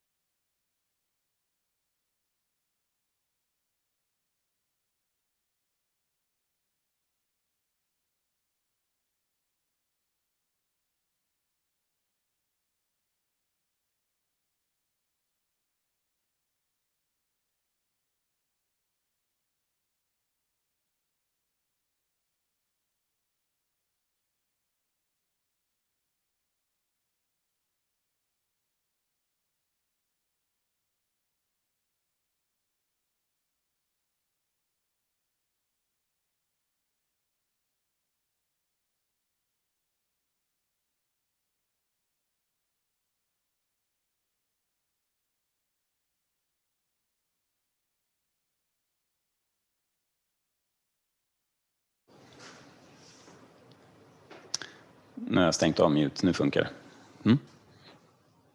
Även denna. Bra.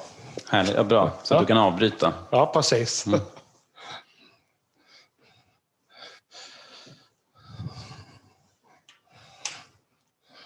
Hopefully. Okay. We start. First, I like to make a small announcement for the afternoon. You can see there is no coffee break in this paper, but there will be. So for you guys who are digital out there, we start next session. I mean, the panel discussion, we start at 10 minutes past 3 instead. So we have a small time for coffee break. But right now, I'd like to welcome you, Johan. Thank you. From the, shall I say, most popular authority in Sweden, tax authority. Yeah, strangely, oddly enough. We are all participants in this theater from your, I believe. Yeah, we have 100% customer segment. Yeah, so and you're going to talk about APIs. Yes. Somewhat. API from a tax authority is a small letterbox once in a year. Still remember that. Okay. It works quite fun, and it was very fun during the stay on Götgatan or somewhere else. It was a small feast for people, but it's different now, and you're going to take that a bit sometimes further. Swedes are very easily amused. Yes. But it will be very interesting to see what's up on the tax authority right now and what's in the head and the special discussion for APIs. Great. Go ahead. Thank you so much. Okay. Welcome, everyone that's actually here and everyone that's online. My name is Johan Schauman. I work for the Swedish Tax Agency. I've been doing that for a little more than 20 years. I worked at a bank previously. And I'm here to tell you a bit on how we are transforming our organization and the way we do things into the next generation of handling taxes. So, as you mentioned, the tax agency in Sweden is a quite popular agency, quite in contradiction to what many people might think and what's the case in other countries. But if you look at this picture, this symbolizes something that was already happening when I started in 1999 at the tax agency. We'd started a transformation then in how we meet and greet people, in our attitude towards the citizens and the companies. We learned that from science said that if we meet our customers and call them customers and in a friendly way, if we listen to them, if we try to do what we think they want us to do, that will increase their willingness to pay their tax voluntarily.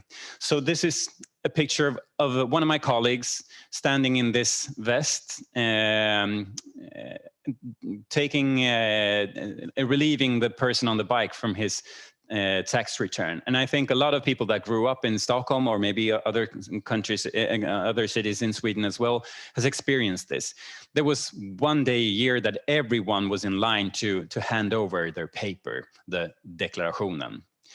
So, but this hasn't been the case. The only ones that really believe that this is still the case is journalists that call me once a year and say, well, when is the big thing at the Skattehuset? When is everyone? Well, there is no one there, and there hasn't been something like that in like 20 years.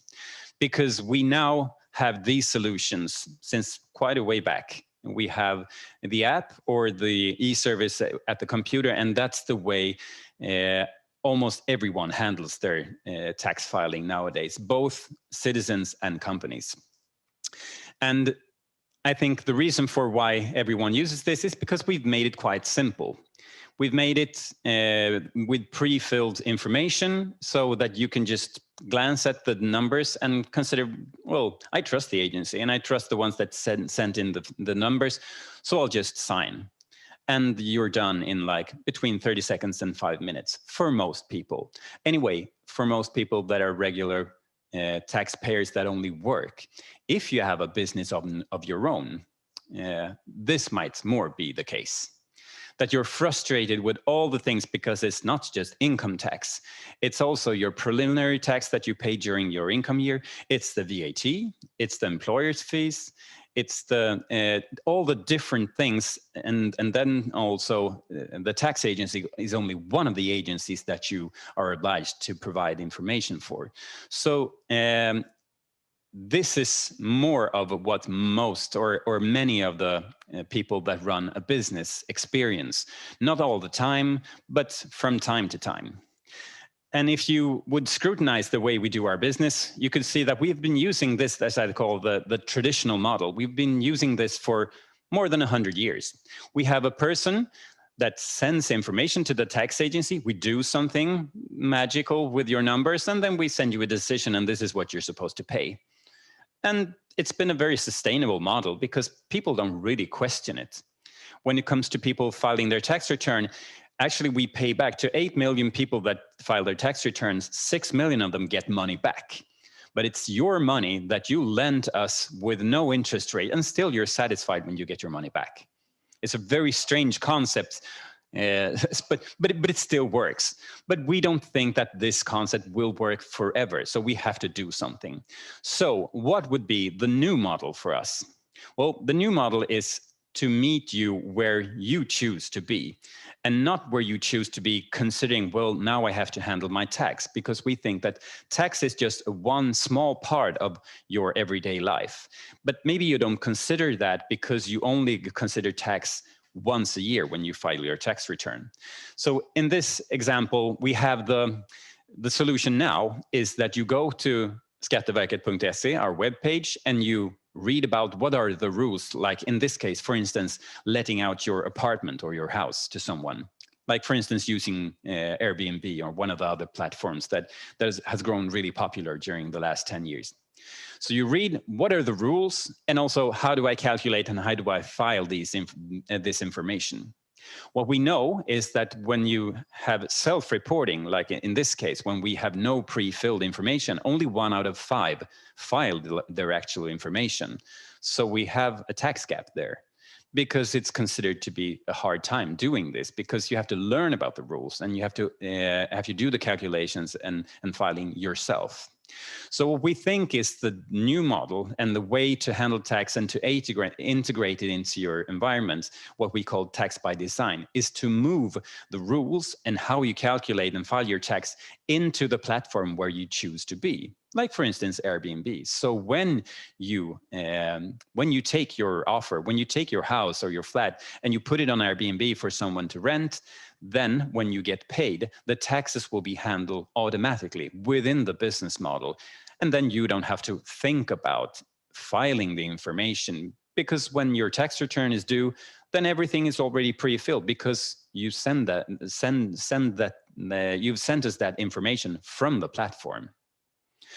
I think this is maybe something that will make it easier to some extent for ordinary people that don't have a business of their own.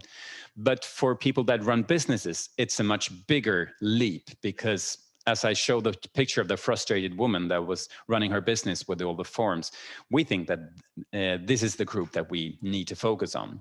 And we have taken on a vision for SMEs, small and medium enterprises. And this is that you should be able to choose where to handle your taxes, like for instance at the platform at Airbnb instead of our webpage. All the reporting and filing should be completely automated, and not automated in the sense that you use one of our e-services, but automated in that sense that you stay on in your bookkeeping program or in your bank and you file from there, because that's where you've chosen to be. We also have the ambition to help you with rules and information when you need it before making a transaction, before making the choice of what transaction to actually make. So you'd realize the tax consequences before you actually do what it is you're supposed to do, instead of realizing afterwards that this is, and get smacked in the head that this is the tax consequence when it's too late to change your mind. And one important thing that we've had we've known this about people that run business for a long time, that it's hard for them to feel safe with that. Have I done everything that I'm supposed to do? Did I do it in the correct time? And what are the economic consequences? Similar to the previous action. So how would this be? This could be like in your phone. You could see like if you handle your salaries, or if you handle your accounting with filing your VAT, or if you want to know about your employer's fees, how much you should pay. You should be able to do that in your own environment, in your app or in your software. And then when you're done, you just click and you choose, I want to file this and I also want to pay. And obviously you want to pay at the latest date possible, but you want to pay or do everything at once, so you don't have to go back to in 2 weeks and then pay the money, because you want to like register the payment then to be made 2 weeks from now. To see the consequences, this is an example if you're choosing because you have a very good employee and you want to give that employee the opportunity of having a car benefit. But as you know, the tax rules are different if you have a car benefit, if the company buys a car, if the company leases a car and lets you use it, or if you raise the salary for the employee and you let them buy or lease their car on their own. Those different examples of how you can be able to give your employee the benefit of having a car all have different tax effects. And this is one of the most common things that we get calls from employers, that they want to know, how can I do this? What is the cheapest way or the best way for me to do this? So if we would be able to take these rules or these calculations and put them in your environment, that would be a better way for you to handle your taxes integrated into the process of providing someone higher pay or a benefit. And you have getting track of your businesses quickly and easily. This is an example that we just a work in progress that we've been elaborating with now within one of the teams, that you should easily get a grasp of, like when you log into your bank app. So oh, these are my accounts, these are my statements. And if I want to pay a bill, for instance, then I click on and I go to that page instead. But to get a quick check on how my business is doing. What does my skattekonto, what is my account say? How do I have plus or do I have a deficit? And this is obviously because I've been talking about your own environment. This is just an example of how we could do the dashboard. We would prefer for you to have the dashboard of your choice in your app or at your bank. So then we have to provide the information that we have on you through APIs, which brings me where we are now. These are just some lists. I won't run through everyone, but this is a list about APIs that we already have in production, the ones that we have available in a test version, and also the ones that we have like on our radar for us next to develop. And there's a lot of focus on businesses, and there's a lot of focus in automating like the salary process, or maybe your VAT, or just giving you a quick check on your company. But developing APIs, which we have done for a long time, but only for internal use. But now when we're doing it for external use, and when it's information that's generally surrounded by a lot of security, that's not all of the information is public. So it's sensitive information. We need to take into consideration a lot of new legal aspects that we haven't considered before, and also use techniques that we haven't used before. So the main challenges for us right now is that we know now through having developed a couple of APIs that an API is never done when it's done. It's done when it's being used and it creates value. Because of all of the APIs that we've so far have developed, some of them are only being used by 4 to 5% of the potential amount of users. So that tells us that something within our ways of developing APIs isn't quite as good as it should be. Also, something that we hadn't had to take this into consideration early on is there a business case at all in developing this API? Because as long as we develop these services and solutions for you to file the information that you are obligated under law to file us, you have to choose the e-service that we provided, or you could use the paper. We didn't care. As long as you filed. Well, we wanted you to use digital, but if you thought that the digital service was crap, you could always use the paper. So now, if we develop APIs that are supposed to create business value within other companies, enhance the value or the sustainability in their business system or within their bookkeeping app, we have to co-develop together with those people. We have to learn on how the customer experience is for their customers, because they are also our customers. So co-development and to find a business case that's sustainable is really important. And we really haven't been forced to do that before.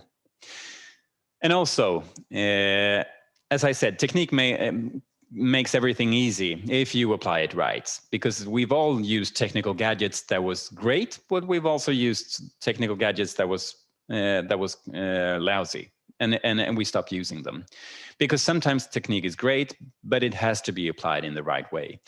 And I also already mentioned the legal aspect. Sometimes the legal aspects stops us from doing what would be intuitive for the user.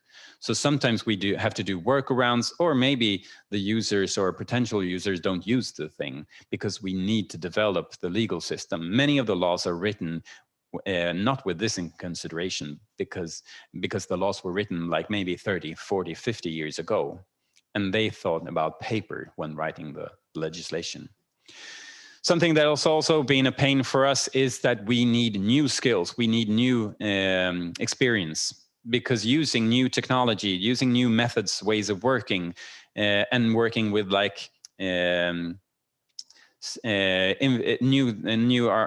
architecture, using making small incremental changes and working agile instead of doing big bang solutions that we've been used to do. That's quite a difference for us, not just in the hardware, but maybe even more so in the culture and the soft parts of working. And also the final thing, people in companies, they have to understand what it is we're doing. Because this concept that I just introduced to you, maybe it's very convenient for you to file things, but if we are to send information to your business system or in your send information where you apply for a loan, then it's really important that this is something that people in general, companies in general, feel comfortable with, that we take your data and we provide you with the possibility to share that data to other places. But what do you know, or how far do you feel that you can trust the process with giving others your data? The question has been raised several times already, considering like with Facebook and all of the social media platforms, that people hadn't really realized how much data can be used in other situations. And this also raises the question on our responsibility. How far does that extend? Do we have a responsibility for data being used in our environment, or when we give you the possibility to share, could you ask the tax agencies to keep track of how my data is being used in third, fourth, fifth party transactions? This is also a tricky question. So we have to have an API strategy that takes into consideration what part we want to play in this. Okay, I promised to be quite quick, but we started a few minutes after the time was set, so I think I've done okay. Okay, thank you. Give you a big hand. Very nice. So it means that you are moving forward with new technology, and you, as you mentioned, you need different skills. Mm-hmm. We're going back to the panel debate later on here. Any questions from the audience or digital audience that we have? Okay. They're still in shock. I believe you'll be here with us. Mm-hmm. Yes, and there will be also opportunity to talk to you on afterwards. For the digital audience and for all of us here, you take a 10-minute break now, coffee and toilet, and back on here 10 minutes past 3. Please enjoy. Thank you.